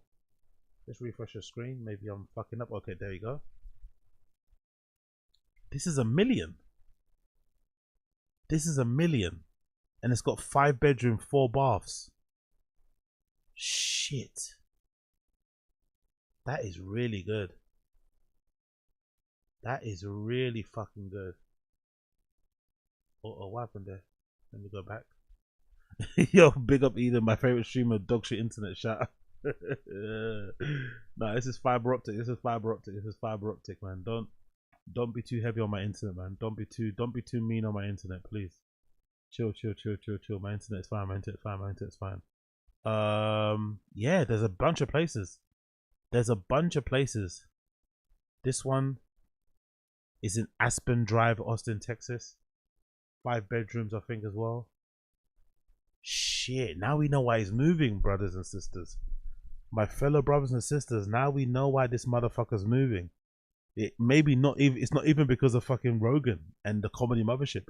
It's because you can get the same house for like half the price, if not less. Oh, what the fuck is it doing that for, man? Why can't I just see the pictures? It's not impressive. What's happening? What is it doing this for? Pre-qualified NA. Okay. I don't know why it's not letting me load it. Maybe if I do it on another tab. Let's see load on another tab. Are you gonna work? There we go. Finally it's working. Okay, cool. So this is $1 million. This place is $1 million. It has 5 bedrooms, 5 baths. So basically the same sort of thing that Brendan had in his previous place in California, and it's going for $975,000. This looks pretty nice, man. This looks pretty nice. Nice driveway, nice living room, dining area and shit. Pretty nice crib. Great little kitchen as well. Not little, but great kitchen. Not little, because the kitchen, that kitchen alone is probably bigger than my house. Wow, look, there's a nice office area too, or office room. There's a pool. The main bedroom has like oh, I love the windows. I love that display. It's like a 360-ish kind of nice natural light coming in there as well. Nice high ceilings. His and hers bathroom. Oh, they've got that thing as well, which you Americans like, that shower with the fucking seat, you can sit inside it. A nice fucking jacuzzi-ish little bathtub thing going on there. I don't like this, by the way. This is another American thing, isn't it? This like, what is this thing? This like platform you guys have. Why do you guys have it? What the fuck is this about? I see this again in a lot of American houses. I hate this. Just have the bed on the ground. What's this extra thing? You have to fucking grab a ladder to climb into your bed. You know, like look how high this thing is, man. Like what the fuck? It's so unnecessarily high. But yeah, it's a beautiful crib. This is nice, man. Big up. Beautiful kitchen to unwrap Uber Eats in. To rip open paper bags. To rip open paper bags. Yeah, that's it. That's a paper bag. That's a paper bag station. That's the bag station, man. Oh god. Oh look, there's a swing set. Big up Angel, you're a legend. There's a swing set in front of the pool. This is a great crib. This is the same crib Brendan has in Austin for $1 million. Okay, now I know why he's moving to Austin. Now I get it. Now I fucking get why he's moving to Austin. It's not because he loves fucking Rogan. It's because he loves money. He wants to save money. Shit, where's the video? Where is it? There you go. There. Boom. Really? Yeah. But the market's not so good right now. Yet. It's wild. The market's wild. Because you got 30,000 people off their home. They did that to this, and a majority of those people in the Palisades, they have money. They have money. Mm-hmm. Yes, they have the ability to be like, okay, money. they want to go from a 5-bedroom house to a 5-bedroom house. No. Yeah. Interesting comment he said there, isn't it? I have money, but I like money. I even think that like in my area I live, and it's like a new build area, they like this just the back houses aren't even built and they're all sold. Yeah. Mm-hmm. Yeah. So it's like, man. Yeah, the market isn't good though. Look up, they're having this weird passive aggressive argument. Chris says the market isn't good, and Brendan, what? Brendan's looking at Chris the way we all look at Brendan when he speaks. Brendan's looking at Chris the way that we look at Brendan whenever he speaks. Huh? What do you mean the market isn't good? And then look at this. Hit this passive aggressive argument. It depends where you're at. No, I talk to a bunch of realtors. Me too. Yeah. It's literally what I do every day.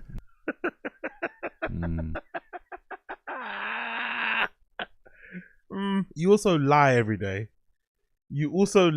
day. So I'm not really too sure, mate. Did you talk to a realtor? Honestly, this little passive aggressive little thing they have is so funny. Extra doubt. Sounds like you're sucked, huh?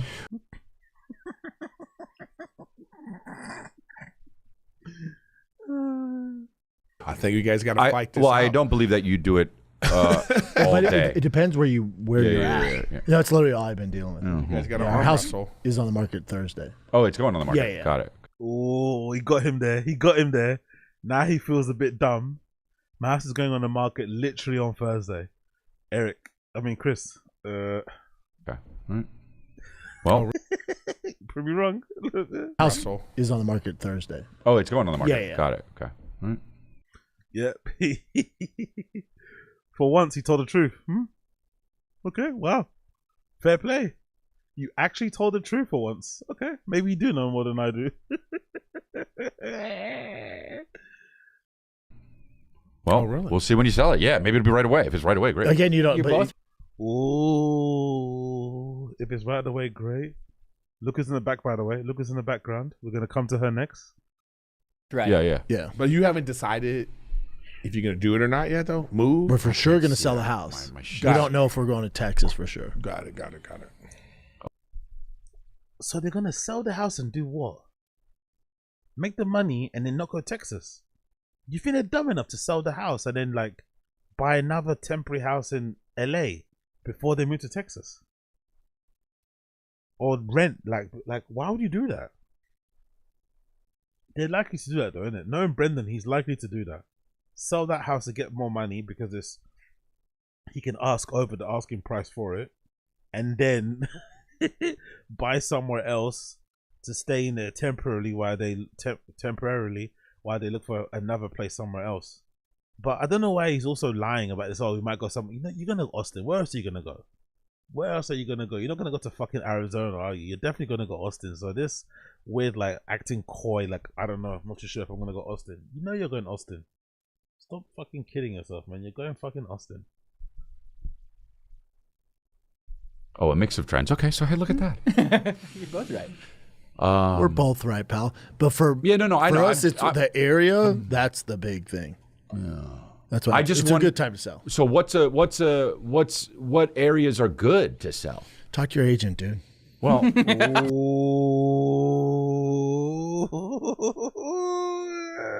I'm just curious. I don't have houses in all of these areas. I have a few properties, but it's like I'm not getting rid of all of them. I just This little fucking weird. I don't know what this tension is. Strange tension between them. I'm not sure what's going on between these two guys, but something's going on. Anyway, moving on from that one, we have an interesting clip here to play. Brendan and Sainaz both walk into this podcast episode at the same time. It looks like Brendan gave Sainaz a lift. Where did he pick up Sainaz from? Were they there together? Did they happen to walk into the room together? But it's giving to me. It feels like to me they walked in together after having some adult hanky panky. I could be incorrect, but having been an adult male myself and having walked into plenty of rooms after doing some hanky panky, I recognize the mannerisms, the look, and whatever else. I think some of you in the stream chat too who've had some adult hanky panky know what it looks like after you've done it and you come back into the room. Let's play the clip. There's always somebody. There's always somebody that'll suck off a manager, dude. No, but the manager getting his employee, they would be I know. be like, I'm on the phone like this, and I'm like, Nick, get over here. I hear you're stealing from Golden Hour. The next thing you know, Nick's sucking me off. How? I don't like how Nick was smiling, by the way. I don't like how Nick was smiling. Look at how Nick was smiling. I do not like how Nick was smiling at that suggestion. Look at his face. Look at his face. I don't like that in the slightest. I don't like that in the slightest. Oh, and by the way, did you notice something? Sainaz came in first. Sainaz came in first. Very quietly. And then look who followed straight after. How? How did they get to that? How? Also, like what? I just would be on the phone. I would be on the phone and be like, "Oh yeah." He's trying to get me. Also, how are you not liable? Because you're like, there we go. There we go. Big up Asada Aziz. Nick wanna give Mr. Potato some head. Exactly.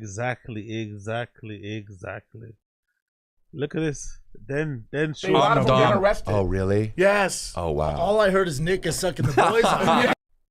I'm sure Coilo will be happy. More liquids on the table. Always. Can't do one. Have to have two, by the way. I think that's a rule, isn't it? Is that a rule they have, right? The rule is you can only have two liquids on the table. Oh, Eric's got one. But you could, obviously, standard fat guy thing, by the way. Always drinking water. But you have to have two.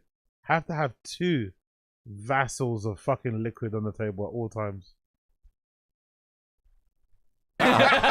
Nice. Brendan comes in like He's like, we got to end Fighter with the Kid. Yeah, we gotta end it now. Brian, I gotta go. and Nick is finally. Nick said he's gonna suck the boys off. I've been waiting for this day. I've been talking about sucking you off, Brian, for too long. We got to stop this now. Well, I'm gonna go sucking the other guys off. Yeah, so of course they're like there's an element of like they're idiots, and then there's an element of like this person is like a maniacal, psychological mastermind. But it's like it's crazy, dude. This is great. Okay, so Nick did it. I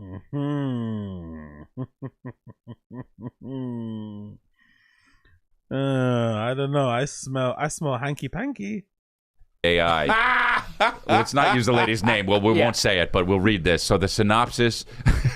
Nick put. I love how they didn't acknowledge his presence also when he came in, and I love how Sainaz slipped in there so quietly. Sainaz slipped in there quietly and didn't say a fucking word. Because if you scan ahead here, you'll notice that she wasn't in the room. So she slipped in just before Brendan did, not to make it too obvious.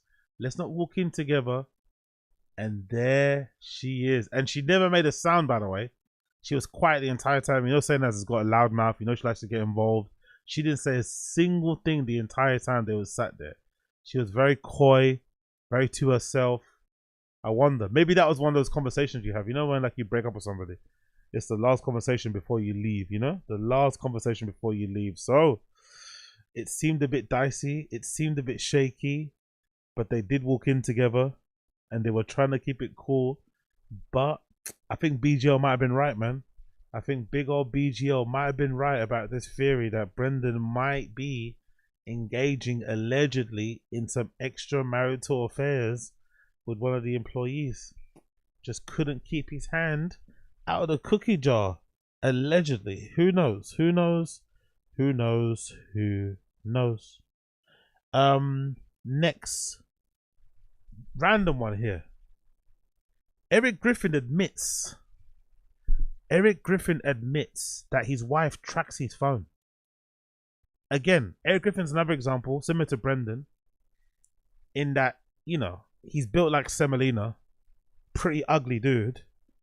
Also, forget the ugliness, he's just personality. He's super dour and black-pilled and negative and whiny. Yet he still has a lady that let him bustle side her, and he has like a beautiful baby boy now, loving family. That's now his wife. So if Eric Griffin can get himself a little family, you can too. But at what cost? At what cost?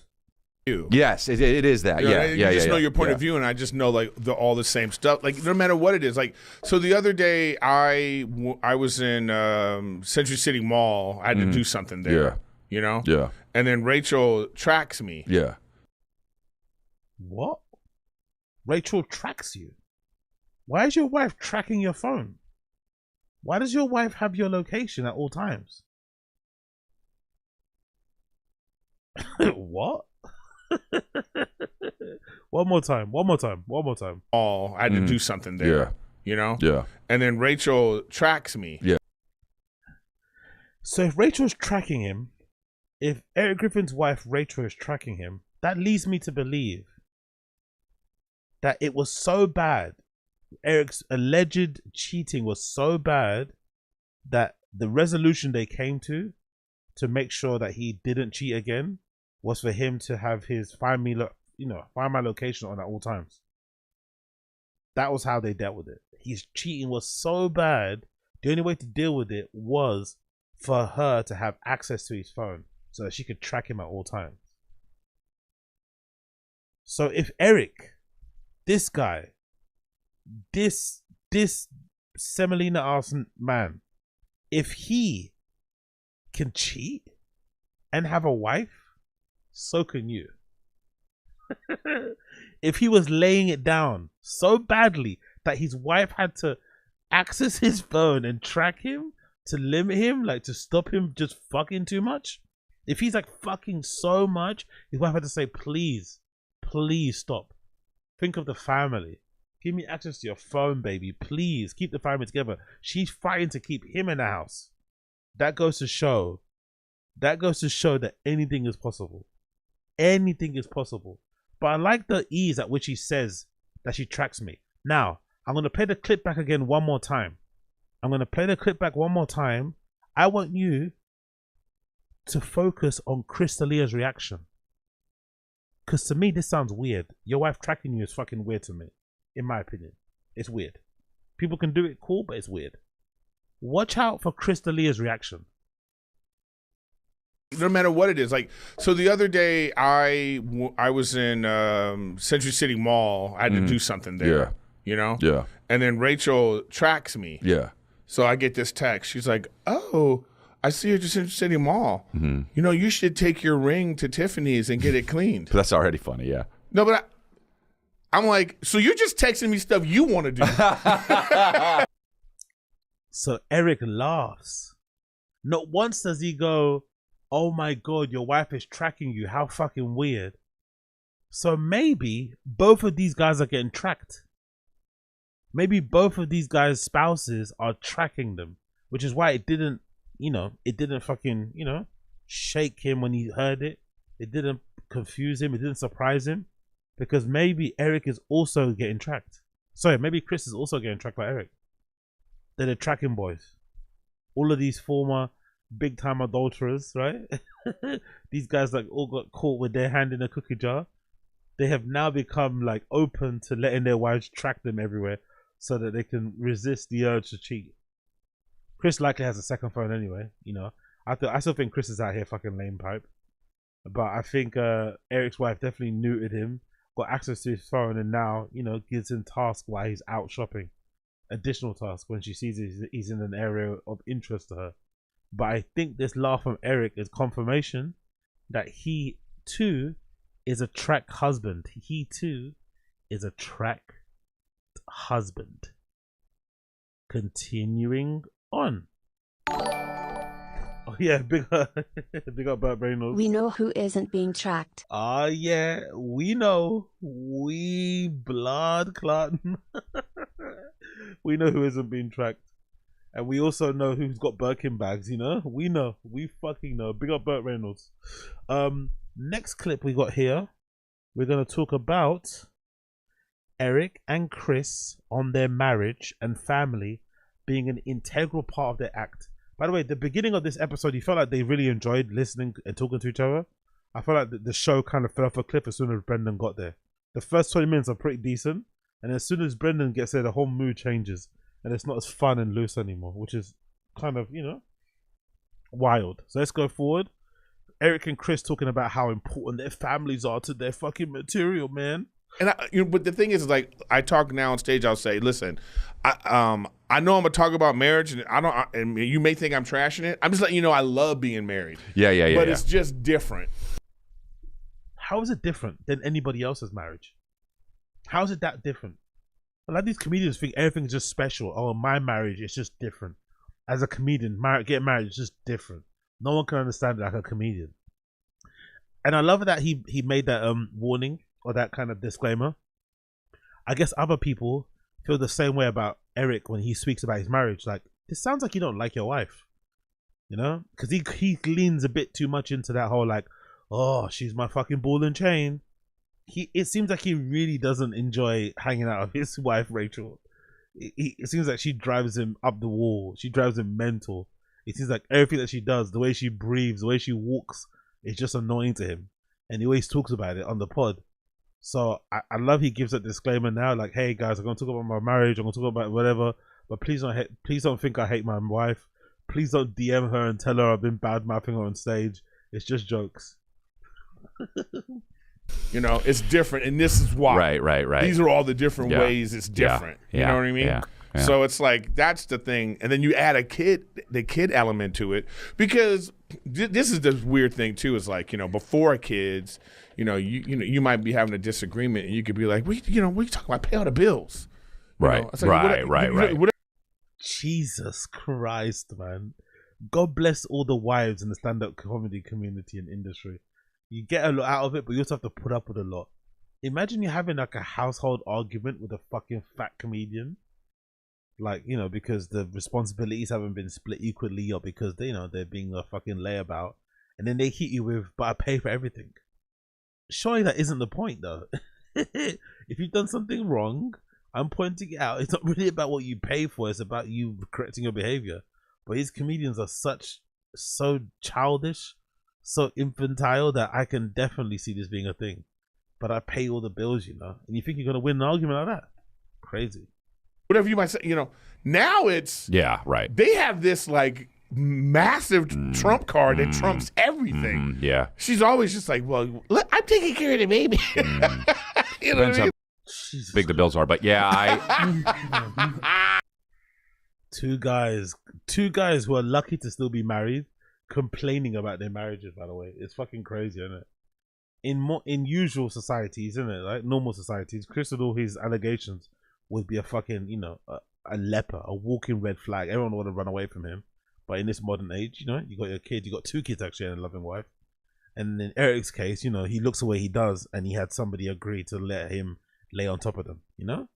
So these two guys should be, you'd think, appreciative of what they have. But instead, nah, let's trash our ladies for comedic content and comedic entertainment. Yeah, cool, makes sense. Continuing on here, this is a pretty funny story actually. Chris pranked Brian Callen with ChatGPT. I thought this is a pretty funny story. It's most likely going to end up a bit. I imagine he's probably going to perform this on stage, or we'll see it in a special. But I thought this story from Chris D'Elia about how he pranked Callen one time was quite funny. So let's play a funny clip for once from the golden hour. It's a rare collector's item, but it's funny nonetheless. I thought it was anyway. 168 hours after issuance. For additional terms and responsible gaming resources, see dkng.co/ Yo, big up Uche. Agreeing to watch these two men grow old is sinister. It's hilarious. Big up Asada Z's. Two guys, one allegation. Exactly. Eric seems like he gossips about his friends' wives, about his wife's friends. Yeah, for sure. I don't know. I just get the feeling like he doesn't like that lady, Rachel. Maybe she's annoying, but every time he talks about her, he doesn't talk about her in the most loving way. He talks about his kid, obviously more lovingly, but he seems to not like Rachel at all, to be honest. And she doesn't seem that bad to me, but maybe she's really annoying in real life. You never know. Maybe Rachel's bad vibes. You never know. Maybe the baby's bad vibes. You never know. audio. Hey, dude, I did the funniest thing the other day with, well, it wasn't even me that did it. So, well, I thought it was funny. So I texted, I was going to talk about this on my podcast, but I texted ChatGPT, which I pay for the basic version. Hey, can you write me a paragraph in the middle of a crime novel about a private detective trying to find a guy, and he can't, and he's this and that, and so whatever. A paragraph, just right away, just, you know, talking about the shadows on his face, and I'm just like, this is hilarious. You know what I mean?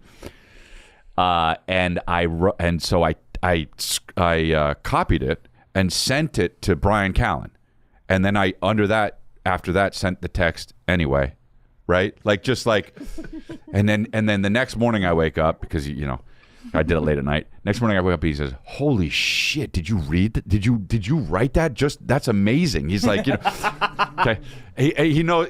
So he's like, is there more? You know. So I write to him, "Oh man, I don't know. Like I'm really insecure about showing it. You know."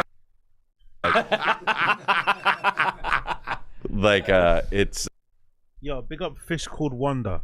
Is Chris dyeing his hair? What do you think, Fish Called Wonder? What do you think? Look at the beard, look at the eyebrows, look at the hair. What do you think, Fish Called Wonder? What do you think? Do you think Chris D'Elia is, you know, expertly only dyeing his hair so it doesn't look too obvious and not dyeing his beard? What do you think? Or do you think his greys only come in from his beard? The greys, they only come in here. Exactly. He grows in black. Exactly. Of course he's dyeing his hair. Of course. It's just like it took a lot to show you that, but like I don't know, I guess. So I then I go to ChatGPT. I go the end. Can you just do the end paragraph of the last where you realize that the guy the private eye is trailing was. Yeah, Uche, Chris's hairline used to be more receding. Really? You think he got something done? I don't think so. I think it's been the same. Hold on, let's get Chris D'Elia young. Let's see what happens when we do that. I think it's the same. I don't think his hairline's gone back that much. I think it's the same. Weirdly enough. Yeah, it's the same look. No? I don't think it's gone back that much. Yeah, look, this is him on Whitney. I think his hair's been the same. I'm not gonna lie. I don't think it's changed that much, to be fair. Yeah, that's about the same. I think. I don't think he's done anything, to be fair. But he's definitely dyeing it because it looks more like dark brown here, but in that video, it looks like it's black. You know. So he for sure is dyeing. He for sure is giving it a good little dye. Like you see, that hair color there looks way darker than what it looks like in that other clip. You know.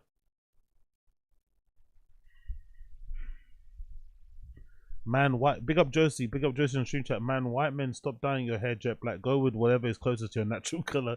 It'll dye the gray and it's formulated to it. It doesn't have to look. Yeah, exactly. Good point. Yeah, but yeah, his hair color is definitely more brown than it is black. But you know, he wants to look like whatever he wants to look like there. So that's why we get that.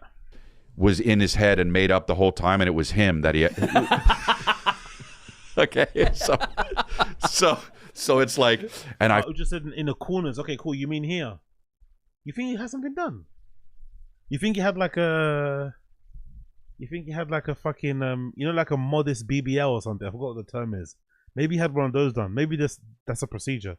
Instead of getting your whole hairline brought forward, there's a procedure where they can just give you a little top up, you know, in the corners, little dip, and then you're on your way. I finally got him and I punched him, and then that's when I realized I snapped into it, and it was the only ghost I was chasing was me. The case was me the whole time, like whatever. Yeah. And so I sent it to him, and he goes, "Dude, that." It's like unreal, amazing, right? So I can definitely imagine a scenario where Brian Callen would receive a fucking Chat GPT. Clearly, you can clearly tell when something's been written by Chat GPT. And believe that the story. By the way, it looks like he's staring right at me, isn't it? Fucking hell. Now he's staring right at you. Wherever you are, he's staring right at you now. He's staring right at you. He's looking for your kids, allegedly. But I could definitely understand Brian being fooled by ChatGPT. He's that much of a boomer. I could definitely see him not realizing that that whole story was definitely written by ChatGPT, and it wasn't, you know, Chris D'Elia flexing his fucking literary skills and shit.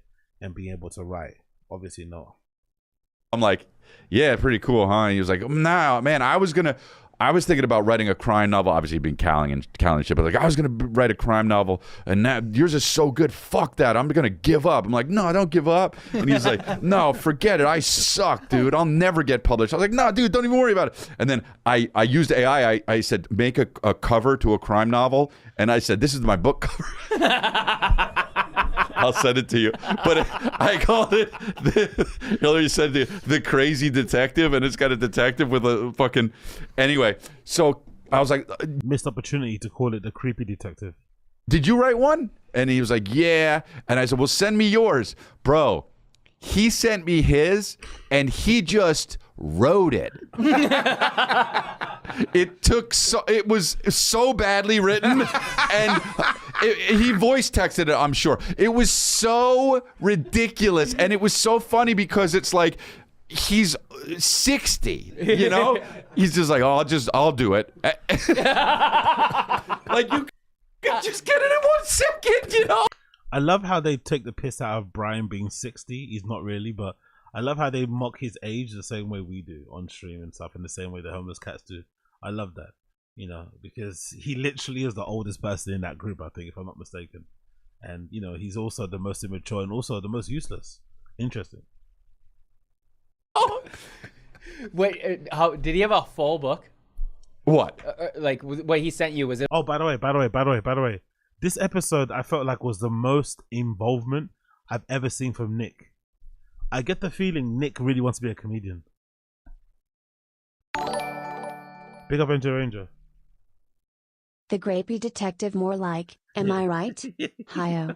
Yeah, exactly. Grape Street detective. This episode I felt like had the most interruptions, the most butting in, the most chirping from Nick ever. I think Nick wants to be a stand-up comedian. I think Nick is fed up of being a producer, and he's letting the fucking after hours fame, notoriety, and views get to his head, and he's doing his own live streams. I think Nick wants to be the star now. I get the feeling Nick wants to be a star. He's talking a lot more. Like, he's definitely got aspirations of playing the fucking Vulcan or whatever these places are called. Do you know what I mean? Nick has definitely got aspirations of grandeur. He definitely wants to be on the other side of that table. The only part of it, because you should take it and be like, hey, I finished this off for you with AI. Oh, that's funny. Yeah, all you gotta do is put it in the AI and say like, hey, fix this for me and complete this in okay, I'll do that. I mean? I'll do that. If you send it to me, I'll do it. Go, hey man, I yeah, okay, Nick, relax. Nick, relax. You're meant to be the producer. Like, chill out. If you don't be Adi, like, let's relax. actually like took a stab at. Yeah. Exactly. That's hilarious. I took a stab at your thing. What do you think, dude? His was so bad, and it was like it was about a PI that got again? locked up, and then all these dudes take their turns on him, of course. Jesus Christ, bro.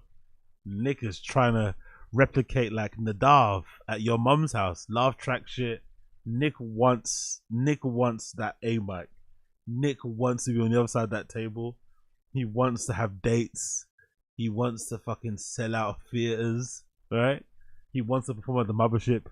Nick wants it real bad, man. Nick wants it real bad. Look at that. Look how wide he's opening his mouth. He probably doesn't open his mouth that wide for his fucking fiancée, mate.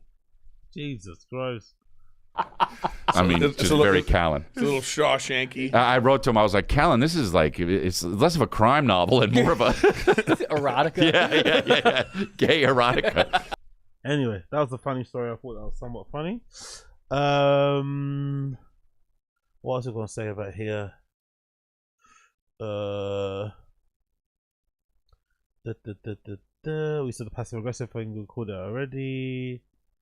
Brian Cullen selling his house. Eric Griffin. Oh yeah, cool. This is a funny one. Eric Griffin hates fat people. Funny that, isn't it? Again, a weird self-hating fat person. Who would have guessed it? So Eric Griffin here has some very interesting comments about fat people, and this is in lieu of that rapper from America, the really super obese one that got denied service from Lyft driver because the Lyft driver was worried that she was too big for his car, and now she's suing Lyft for millions and millions because of discrimination, blah, blah, blah. Anyway, that topic comes up, and Eric has some really interesting things to say about fat people in general. Let's play that clip. I think it's 46, isn't it? Yeah. It's around here. Back terribly. Yeah, I'm fine. Wow, imagine you're 7. Like his right leg looks like Brendan's arm. Oh my God. Same tattoos? Just don't do that again. Don't do that again. Why not? That's a fucking stupid thing to do, huh? I could stack, you guys would be good. I could stack you two up and hold you. Yeah, that's what about tag team champions. You're gonna hurt yourself though, like with doing that. Yeah, what maybe. the fuck is this, dude? Is she the one they wouldn't let drive an Uber? Yeah. Why? Because she's too fat. Oh, yeah. The guy turned it down. He was like, "Nah, I'm good." He goes, "Oh shit." She can move. She can move. The Uber guy pulled up and was like, "My tires can't handle the weight." Oh, wow. Drove off. She's suing the Uber. Yeah. Oh, she's suing. By the way, that didn't happen. The guy didn't drive off straight away. They had a conversation before he then eventually left. But the way Brendan's describing it again, lying for just lying's sake. So what you saying? Yeah, I got no space at all. My car is small. I can fit in this car. But believe me, you can. Yes, I can. Believe me. So. Okay, can we stop for one second? Believe me. Here's my problem already. She's too fat. No. Well, that's a second yeah. I know what you're gonna say. Yeah. My problem is she already filming. This is bait. Says the guy that tried to get a fucking Lyft driver fired because she wouldn't put his cars in the luggage. And by the way, I say she, but yes, that's right. It was a woman driver, female driver, and he expected the female driver to put his bags in the luggage, and he got annoyed and he tried to get that person fired while he's in the backseat of the car.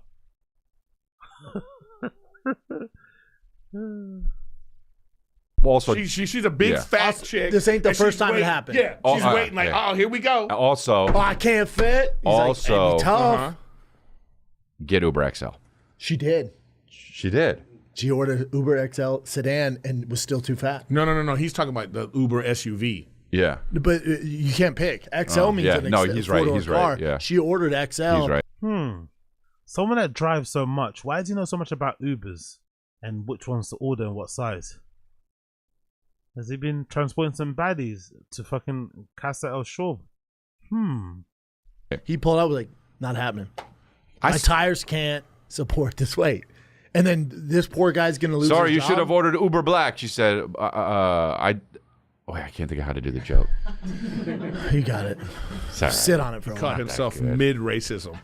No, I was going to make a joke about. But don't you think the Uber driver should be able to we refuse the right to just like refuse service to anybody? Like same as restaurants. What happened to that? What? Like how is this a thing? This sounds crazy to me. How are people? Why did he even stop, dude? Oh, great point. I'm serious. This guy's I would kind of kept got going. you. I didn't see her. Oh shit! Oh, I couldn't see her. Yeah. By the way, way to fucking bit killer Brendan back in full effect. By the way, bit killer Brendan back in full effect. Chris says the joke. He doesn't even have time to play it out. He doesn't even have time to play it out before Brendan is already playing it out at the same time he's playing it out. Bit killer fucking Schaub back in full effect. Bit killer Schaub back in full effect. We're gonna step all over that joke. We're gonna make that joke. We're gonna make your joke my joke. And she, you know what it is too, and you know she's lying on her picture. Oh, that hot. It's a It's like this one. Yeah. Again, look at that. He loves Chris, isn't it? Chris hands got up. You know his she's hands got lying on her picture. Oh, that hot. It's a It's like this one. Yeah. And then look at Brendan straight away. Look, Daddy, I'm doing it just like you, Dad. Dad, look, I'm doing it just like you, Dad. I'm doing it just like you. Every fat girl is this. That's the point. He's just like, You I should didn't have see seen it. that and been like, Oh, come on with the filter. Just that's all she heard. Girl. Imagine Eric taking a piss out of this fat girl when he looks like he could be her fucking dad. You know? Like they legitimately built the same, have similar type face anyway. And he's out here cussing this girl. It's crazy. And just keep going. Girl. had to cancel. But this poor guy's gonna lose his job. Like, yeah, he's gonna lose his fucking tires if he doesn't. Here's the issue. Here's the issue nobody wants to talk about. She's severely overweight. Right. Also, the way he's talking about overweight people is funny too, because he was also one of the overweights until Ozempic saved his ass. So again, I love the fucking lecturing on weight from Brendan and from Eric Griffin for two very different reasons. Everybody's take, talking about that. The take shouldn't be, well, they're not though. The take is this fucking Uber driver. Oh, by the way, yeah, that was funny. Big up Nick. That was a really funny little clap back there, by the way. Here's the issue nobody wants to talk about. She's severely overweight. Here's a topic no one wants to talk about. That is the main topic everyone wants to talk about because she looks severely overweight. She's clearly obese, and she's clearly a bit of a troll and taking the piss. Here's what no one wants to talk about. And listen to Eric listen to Nick's reply. Right. The take, talking about that. The take shouldn't be, well, they're not though. The take is, well, they are. What do you mean they're not? The girl's gone viral because she's super fat and she tried to get into a lift and the lift driver wouldn't accept her. That's it. That's why the story is gone super viral. So him just saying like no one's talking about her being fat. It's fucking hilarious. One more time. That was really good. Here's the issue. Here's the issue nobody wants to talk about. She's severely overweight. Right. Everybody's take, talking about that. The take shouldn't be, well, they're not though. The take is this fucking Uber driver. What a bad dude. No. That bitch needs to get her shit together and lose some weight. There was like that thing that somebody sent me to a few days ago. Is just that a lady was talking about how it's so uncomfortable for her to fly, and how it sucks. Yeah, and Trump how, will get rid of her. Don't. And just she's like 500 pounds, and you're like, yeah, you got to take a cargo plane. Yeah, you have no you. Hey, like Tailspin? You ever seen Tailspin? That's what you should take. There's her taking her picture. Tailspin. Oh, that's hilarious. You see? Look at this. Another Nick joke, by the way. After they made that point, right, about fat girls taking pictures and selfies in a particular angle, look at Nick. Nick went and grabbed like a prop. Right? It's like prop comedy. He went on Amazon. He saw a super high, 20-foot high fucking tripod and put up on the screen. Nick wants to be a stand-up comedian, bro. Nick wants to have a seat on that fucking table. Nick really wants it bad. He's trying to impress his bosses. That's hilarious, dude. So funny. Just the biggest. that good angle. Mm-hmm. But Chris is secretly thinking, that's hilarious. Put the fries in the bag, bro. Brendan's just happy to be there, and Eric is just doing the fucking fake laugh he always does. But Chris is definitely saying, just put the fucking bags. Just put the fucking bags in the fries. That's what he's actually saying. Just put the fucking bags in the fries. That's how you get that good angle. I'm interested in movies and Netflix and chilling with that, setting that up. Dude, I even feel bad when I'm on a plane and so, and my shoulder is touching the person next to me, and I'm like, oh, I'm so bad. I just try to imagine like you get. It's like, Could you explain why your shoulders and your arms sometimes touch people next to you, Eric Griffin? Is it because you're also as fat as that girl, or because the way the seats are designed? Whose fault is it? Is it your fault or the seats? When they had that nonsense, they were talking about a fat person getting two seats for free. Nah, man, that shit pissed me off. I went right to stage. I was so mad. Oh yeah, that shit pissed me off. As a fat guy, you'd think you'd wanna, sympathize, empathize with people who are going through a hard time and stuff. Nah, that pissed me off as a fat guy. Honestly, Eric Griffin's self-hate for fat people is fucking hilarious. Yeah, I have a thing that went viral on that too. But ridiculous. But she was like, oh, this is what she was saying. She was blaming the airlines. She was like, the airlines need to make bigger seats. It's like, dude, and this woman was like that. Have a little self-discipline, bitch. You could. Or if you know people can't, you still want their money, you need to have a fat area. No, fuck a fat area. You know what they should do? Like Southwest, JetBlue, American Airlines. If you're over 300 pounds, you ain't flying. Dude, I saw some bitch get turned down this morning at Miami Airport. Didn't speak English. By the way, this story didn't happen. And the fact that he keeps saying bitch as well, in my opinion, is an example he's been hanging around with Sanas. I feel like Sanas probably says that in her vernacular away from the stream. Bitch, what is it? You know what I mean? That kind of like, I think so. Or he's just trying to be edgy because, saying bitch is not allowed. But listen to this story. I think this story didn't even happen, personally. I think this is all completely made up. Try to bring on, those stoves? Like those... Oh, yeah. Like a camping stove? Yeah. And she was like, I don't. And he's like, you can't bring that on the plane. Oh, wow. And she was like fighting the guy. And I was just sitting there. He's like, sir, you can't watch. Keep going. I'm like, I got to see. Here's my problem. But I thought the security guard was going to be a fan. I'm not going to lie. I thought the security guard that came up to was going to be a fan. But he decided to rein it in. And then start telling us about his other, MC friends who are there, such as, whatever else it may be. Moving on. Let's do one more from this episode. Let's do this one. 114, 10. Yeah, this is a good one. What do you guys think? Is Eric Griffin talking about himself or somebody else? Into society, but to start, then they got a gay, fat black guy that wears glasses.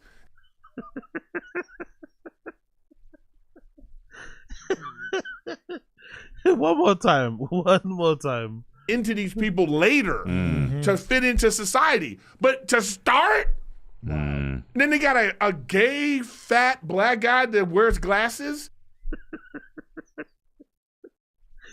That seems like he's talking about himself, innit? That seems like he's talking about himself right there. It really does. It really fucking does. Oh shit, I just realized. Big up Engine Ranger. That could be me too, innit?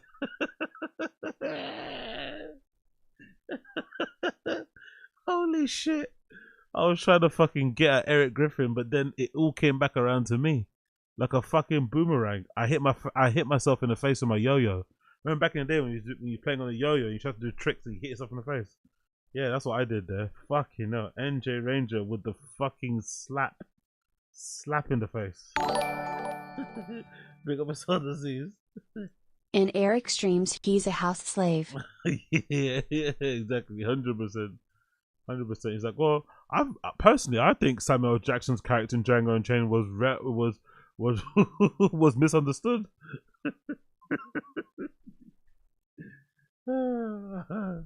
Anyway, that was the episode. So let's move on. What do we want to talk about here? Let's move on. Let's quickly go let's go TFATK. Let's see what's happening on TFATK quickly. Let's sort by new because that's the way the gangsters do it. Let's scroll down. What have I seen already? I've seen quite a few stuff in there. New merch, really? That's amazing. The sink pisser. That's so good. Chin's apartments for sale, really? Oh my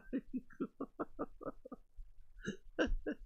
Oh, that got me. That's fucking hilarious. Chin's apartments for sale. $699. Oh, that is so good. That is so good. The balcony. Oh, that's so fucking hilarious. I'm not gonna lie. Oh, look at that. The concentration. Look at the concentration on that Redux face. Look at him. Look at him. Jesus Christ. Those hands. That's why he's got good. That's why he's got good such good grip strength, people. The grip strength comes from this, from screws in with a drill. That's where you get all that grip strength from. I wonder who he asks to take pictures of him while he's working on cars in garages. By the way, is it other people that work in a garage? Is it a handler like Lex who comes with him? I wonder who he dares in the garage to ask, "Hey, can you take a picture of me, please, while I pretend to fix this car?" Or pretend to fix this engine or this fucking part on the car somewhere. This looks like this is stuff for the Hummer though. Not sure why. This looks like this might be the dash or something for the Hummer. But yeah, that's Buffer doing what he's doing there. What else happens here? How's it going, B? Cool. The interns give 0 fucks that he's leaving. Oh, we've seen that already, right? Let's play this again. But we're lucky because our house is one of the only houses that can still get insurance. Why? Not from State Farm. I don't know. But, I don't know. It's an area code thing. Wow. State Farm dropped out, but then what's up? What's up? What's up? He. I don't know. It's an area code thing. Wow. State Farm dropped out, but then what's up? For old times, we maybe want to eat a hot chip. So good for old times. Honestly, that's what he should call himself. Actually, when he does actually do stand up, he should call himself Hot Chip. Definitely, it's not gonna age the best, but hey, it'll be fine in the moment. What's this? Joe Rogan best brains in the art. Second game, you have. I don't care about Rogan clips. Not watching that. What's happened here? Where is it? It's not there. Okay, cool. Let's go next page quickly then. What have I missed out? Something I missed out on. I went to see. Where is it?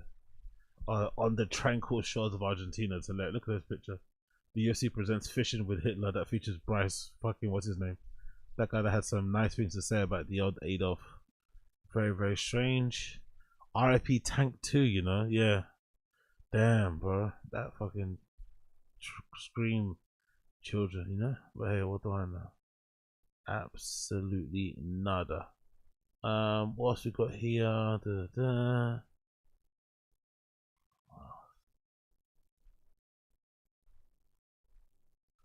Okay, that's didn't work there. We got the clip there, the house.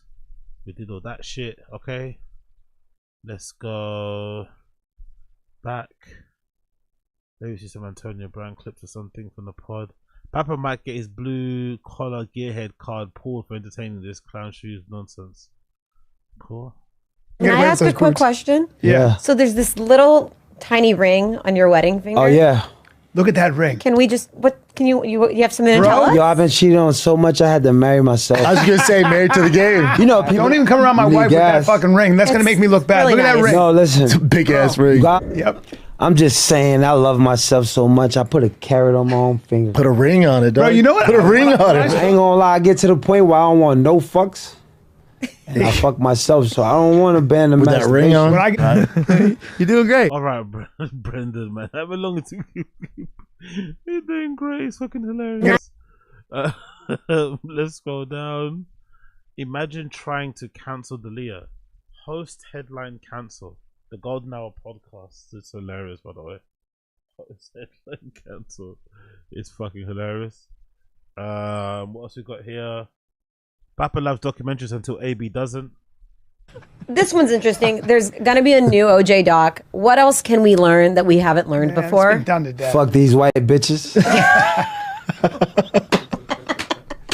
I can't get enough Don't of kill OJ them, dogs. just fuck them. Don't kill Don't him. kill him, just fuck him. But Just fuck him. That's my favorite. I like the And white Jalen Hurts. cornerbacks and safeties. Yeah. Yeah, suddenly all that white power stuff goes out the window when you sit across the room from AB, you know? Suddenly all those fucking, you know, Great White Hope dog whistles completely go mute, innit? Where's your whistle, mate? Where's your fucking whistle? but yeah, there's a new doc coming out, and they said like it's really moving because they have Ron Goldman's sister there, and she's just bawling uncontrollably. And I'm just thinking, what else is there to learn? Like I don't know, but I can't get enough of them. Netflix got to stop bringing back old drama and deteriorating people. Seriously. Lives and stories. Like Netflix, we got to start something. Look at him, such a pussy. Such a pussy. He clammed up. You know he loves his documentaries. He fucking loves his documentaries. And as soon as AB said, nah, fuck those documentaries, they're exploitative, they just bring up trauma, they just bring up sad shit, blah, blah, blah, blah. Look how quiet he is. Look at how quiet he is. I'm to go against Netflix because I'm just thinking Netflix is putting out information that's like, yo, what the fuck is this even about? Just doc after doc. Yeah, it's just toxic after toxic. They need. Yeah. Oh, who would have guessed it?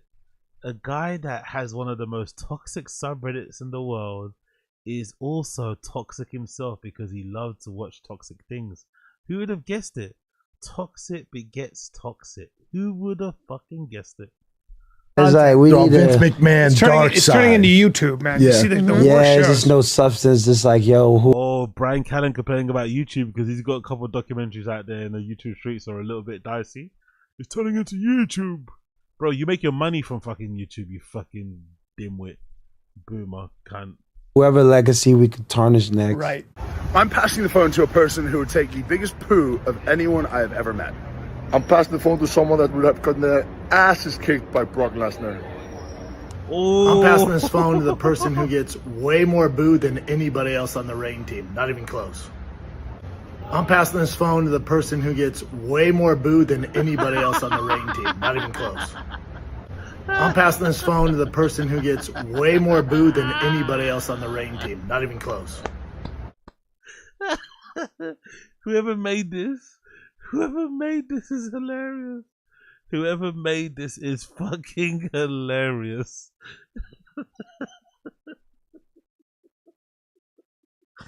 Whoever made that, you're a fucking genius. That is brilliant. It just kept looping. That's brilliant. That was really good. That was really good. Fucking hell, man. 40-year-old virgin who knocked up Sarah Marshall and felt raw, extra virgin. Look at him. He's still got that fucking Tintin haircut, bro. Brian loves that trim in it. What the fuck is up with him and that hair? Is that meant to make him look youthful or something? Brian loved this little Tintin thing and its little fucking ramp. He fucking loved that shit. He loved that fucking shit so much. It looks so bad. Sorry. Too much fucking super malt. A Whale of Fortune Part 2. Let's see this. Treat yourself a round. Hold on 1 second. Let me zoom in a little bit. Apologies. Okay, let's go. Treat yourself a round of sausage. I'm sorry, that's not it. Over to Brendan. Sure Shot reduces alcohol in as little as 30 minutes. I'm sorry, that's not it. Nuts! Okay, that feels. This is probably the real one, right? Yeah. Treat yourself a round of sausage. I'm sorry, that's not it. Over to Brendan. Sure Shot reduces alcohol in as little as 30 minutes. Yeah, that's it.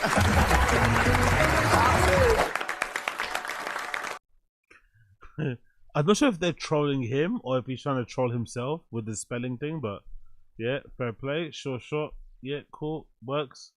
Brian attempts to finesse AB to come to his show and get on stage in Florida, is met with jealousy flavored bean dip. You got to come to the show in Miami. I would love to. Yeah, man. I'll Put me in the game, man. Yeah, they just stash me away like a chassis, man. Nah, not me. Man, I'll put you on stage if I have Yeah. to. I'll give you 5 minutes. Get up there. Yeah, I'll get in there, man. You could do it. Honestly, I'll get in there. honestly, you have a great sense of humor. Yeah, he's I'll get in there. I'll put. Fucking hell, Callan. Callan knows how to fucking suck other men off in it. I think Brendan's just jealous, not because Callan's getting in the good graces of AB. I think Brendan might be jealous because Callan's paying more attention to AB than him. I think so. That's what's happening.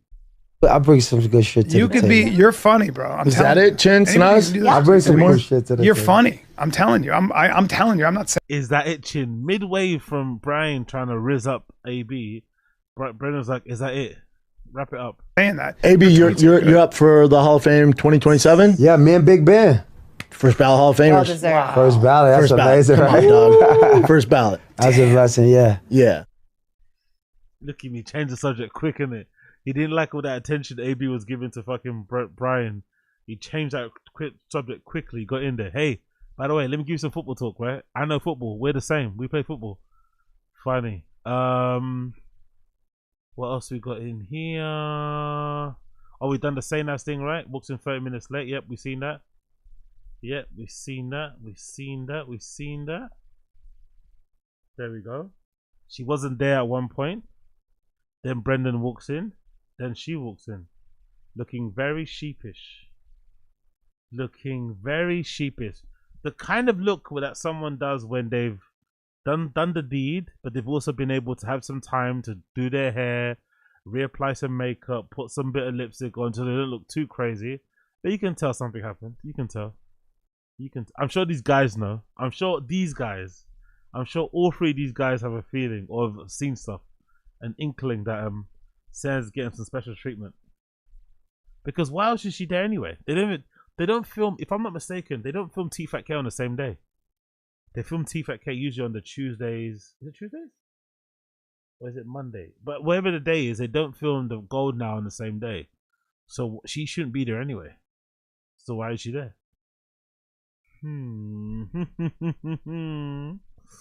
Something's up. Something's up. Drunk asshole won't give up alcoholism. Who's this? Is it Bert? Of course, it has to be Bert. Has to be Bert. It's an old clip, I think. I will never quit drinking. I will always make sure that I can keep my body healthy enough so that I can always drink. I love seeing a sunrise with a cocktail, seeing a sunset with a cocktail, having friends walk into your house with a bottle of wine, getting on a plane. Can I get you something? Double Jack on the rocks, lots of rocks. I love the moment someone says, hey, we should get a drink, and you're not supposed to. That feeling, it's like a first kiss. You don't get that first kisses when you're married. You get to have those first drinks. At a brunch, someone goes, should we do mimosas? And then the waiter goes, actually, we have bottomless mimosas. And you're like, this is gonna be the best day ever. Dude, you just hyped me the up. You just hyped me up, bro. That was like a locker room speech. Yeah. It's pretty inspirational. I should speak at AA meetings. What? Imagine being Bert's age and making your entire personality tea alcohol. It's bad enough when people make entire personality weed, but imagine making your entire personality drinking alcohol. And you're a grown-ass man with daughters who are in their early 20s and in college or uni, and a wife, and you have businesses and cars. What are you doing, man? Surely, what are you doing? What are you doing? Honestly, Bert is something else, man. I'm never gonna stop drinking. Imagine how destructive that is, to say that. I will never quit drinking. I will always make sure that I can keep my body healthy enough so that I can always drink. I'm never gonna stop drinking. I'm gonna make sure I keep my body healthy enough so that I can always continue drinking. You know what's funny though, and I've said this, I'm gonna die on this hill. I still think Bert's gonna outlive Rogan, you know. As weird as that may sound, I think Bert, the way he looks after himself, the lack of care he gives himself, I think he will end up, when it's all said and done, he will end up outliving Rogan. I swear he will. It always happens like that. The person that actually gives a fuck about their health, that actually walks a long distance, that actually fucking eats well, drinks water, all that sort of shit, they're the ones that usually end up passing away in tragic accidents. But for some reason, the ones like Bert, who just don't give a flying fuck and are just doing what they want to do, they seem to kind of get away with it. So it wouldn't surprise me if Bert ends up outliving all of those fucking LA comedian types. But you never know. Could be all in my head. What else we got here? We got the truck thing we've seen already. We've seen that Pantry stuff. We've seen the fucking sink pisser hat. What else have we seen? We've seen that. We've seen the house already. We watched that. We did a deep dive on the house already. What else happened here? Another failed pod from Rinks. Really? What's this about? Then Rogan talked me into doing Brian Callen show or some shit. And I just have never been able to do my own podcast. I stopped doing, I was doing Off Limits. This is another podcast I started. Jesus and I just Christ. was like, I don't want to do this because I'm not interested in interviewing people. Imagine the luxury and the privilege and the fucking pampering he has had to endure while he was growing up. I don't want to do it. You're nearly 60. You have 20 grand in alimony per month allegedly or something crazy. You probably do need others for revenues of income. You probably do. You're probably wise if you had others, you know? But no, he doesn't want it. He doesn't want it. Crazy streamer, bro. What else happened here? Anything other news? Nope. Cool. Let's switch over then. Let's do quickly. We did that. Yeah, there's not that much TFATK stuff, is there? We did quite a bit of it already, isn't it? Let's do this one. Talking about Mitchell Schaub 2027. Bryce Mitchell? Bryce Mitchell? Yeah. Savage. Badass. Savage. Yeah, undefeated, 15-1. Yeah, great kid. Because I honestly think that Hitler was a good guy based upon my own research, not my public education indoctrination. Bryce Mitchell, 2027, for president. I really do think before Hitler got on meth, he was a guy. Of course, Brendan endorsed Bryce Mitchell. Of course. He's a big fan of Bryce Mitchell, of course. Wonder what he's gonna say now. I wonder. Let's continue. I'd go fishing with. He fought for his country. He wanted to purify it by kicking the greedy Jews out that were But how did Hitler want to purify the country? That's an interesting question. How did he want to do that, Mr. Bryce Mitchell? In what way? Did he just tell them to leave and never come back? How did he get rid of them? And please let me know. Please. destroying his country and turning them all into gays. Internment camp. Bryce Mitchell 2027, for president. You know the books that everybody makes fun of Hitler burning? You know what the books was? Queer books. Hitler burned queer books because Hitler didn't want a bunch of queers destroying his nation. They can't produce children. Bryce Mitchell 2027, for president. Did you ever find Hitler? Yeah, so he died. Oh, Jesus Christ, man. This video is very sketchy, by the way. I need to take this off. Too many how Hitlers there. What happens next, part 9? What happens next? I'm rereading the Old Testament. The Bible, the King James Bible. By the way, I haven't heard it mention the Bible in a long time, Brian. I wonder what happened to that whole thing. Hey, hold on, sir. Yeah. You're reading the only book that matters. I'm right. I'm reading the only book. There's the New Testament and the Old Testament. I'm reading where it started. He's the Old Testament. And that's the Old Testament? I'm reading. Native Americans have beautiful hair. You never see a bald Native American. That's a legit point. You know what? The only time you see them bald. The only time you see them bald if they get scalped. You feel me? Ooh. I've seen a lot of bald Native Americans. You've seen a lot of bald Indians. What? Indian? No. How much do you get paid to do old school and Wedding Crashers? I didn't do Wedding Crashers, but the hangout. Now Daddy's going through a divorce. Wedding Crashers? I didn't do Wedding Crashers. Honestly, that was too good. Honestly, too good.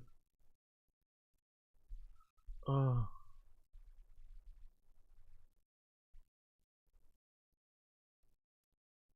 Okay, there we go. Fine. Let's press play.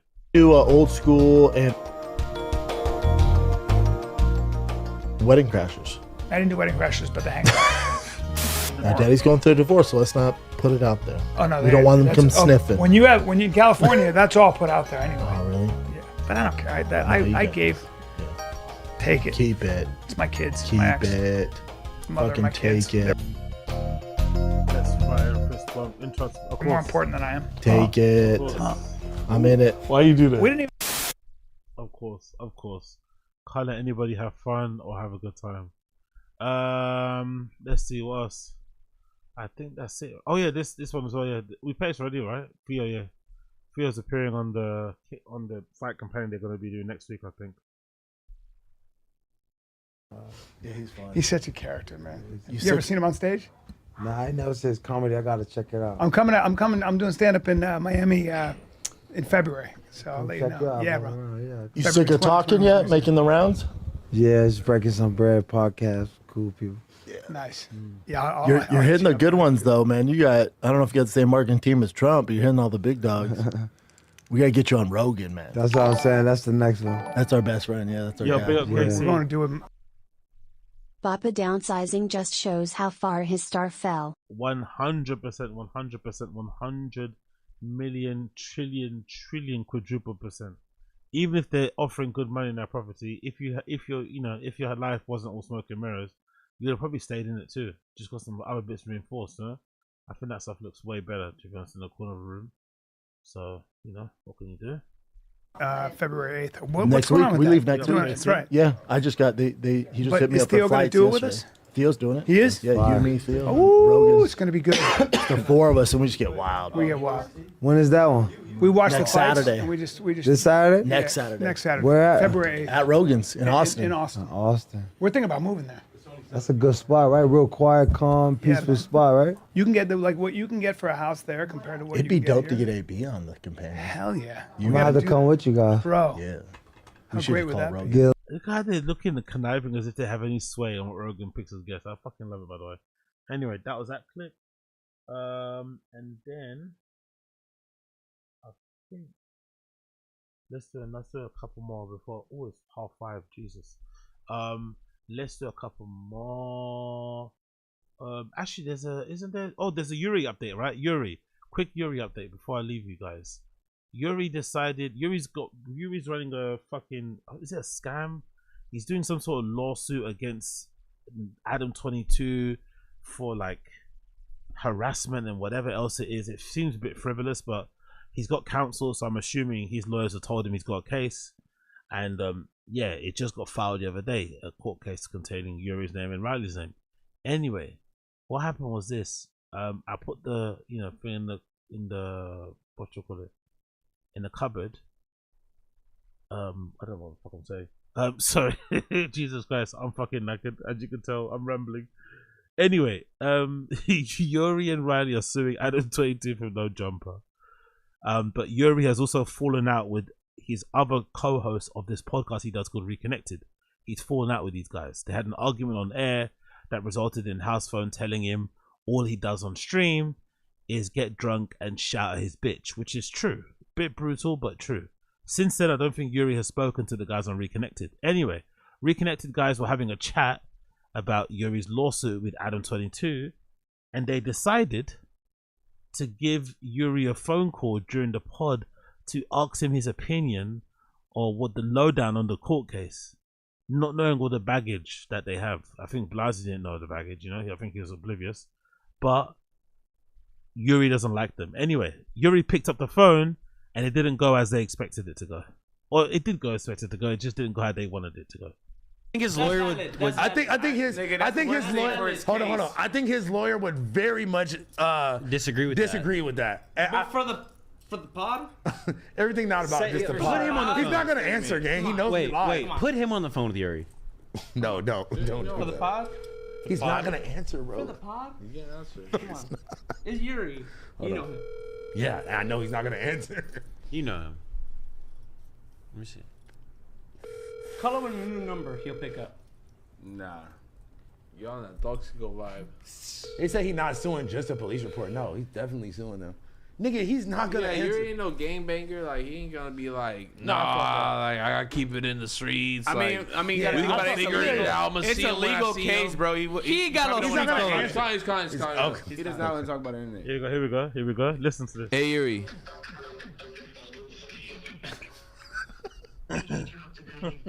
Yuri.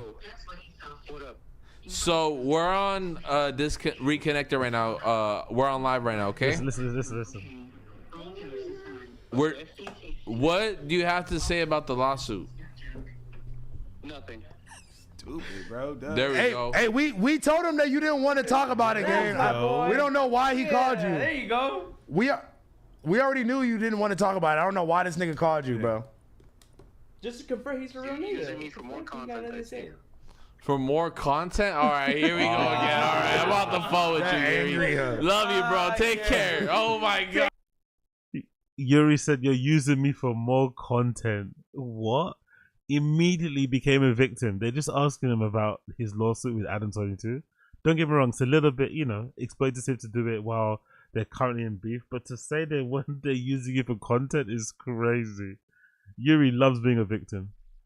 What did you think he was gonna? How did you think he was gonna respond? How did you think he was gonna respond? I called to find out. It's Yuri. Of course he's not gonna talk about it. Why would he be talking about an open case on live right now? Y'all love doing shit with Yuri that should be taken care of off stream. We all said don't call him. Did I not just? I just said that was not valid. I was like, don't call him. You're not gonna. Trust me, the chat wanted us to call him. The chat wanted us. Of course, the chat wants us. Anyways, that's what happened. So I'm curious to see what happens with Yuri when it comes to the beef, the fucking lawsuit that's occurring with the one and only Adam22. Anyways, my friends, I'm nodding off. I'm gonna go to bed. I'm finna go to bed. We shall be back again tomorrow to finish all the topics we haven't spoken about yet. We have to do a video. We have to go through all these tabs, so we'll go through all these tabs tomorrow. I've got quite a few things I want to check out here with you guys. There's a surviving, no jumper, rising. Well, we might not watch that one. We done golden hour. We might do a chin tomorrow. We'll do a couple of podcast cringe we've got to talk about. All right, so it looks like Whitney. There's a new Whitney Cummings video from Too Late to Try. Big up him. The Cat Williams video from Joke World. Whitney versus Ivan. Matan, sorry, from his podcast. Someone put together that. We'll react to that one. We also got to react to this. So don't watch this. If you haven't watched it before, don't watch it yet. Please watch it together. We're gonna do an after hours tomorrow. Let's watch after hours 20. Chin's podcast. I want to watch that in full tomorrow. So don't watch it. Don't watch it. Don't watch it if you can. That'll be fun to check out. And then a couple of DSP bits as well we need to check out as well, okay? So, and Wings of Redemption shit. So make sure you check it out and you wait for me tomorrow, okay? I'm gonna I'm gonna schedule the stream now for tomorrow so we can watch that stuff together. But appreciate all of you motherfuckers. Thank you for tuning in. Apologies for a delay. I'll be on time tomorrow. And yeah, man, thank you for hanging out. Make sure you like the stream. Make sure you subscribe to the channel. Help the subscriber count go up. That'd be greatly appreciated. Join the Discord too. Nice little community in the Discord. And I'll see you motherfuckers tomorrow. Okay? Tomorrow. More Taz. More RS. We're coming. We are coming. Whether you say yes or no, we are coming.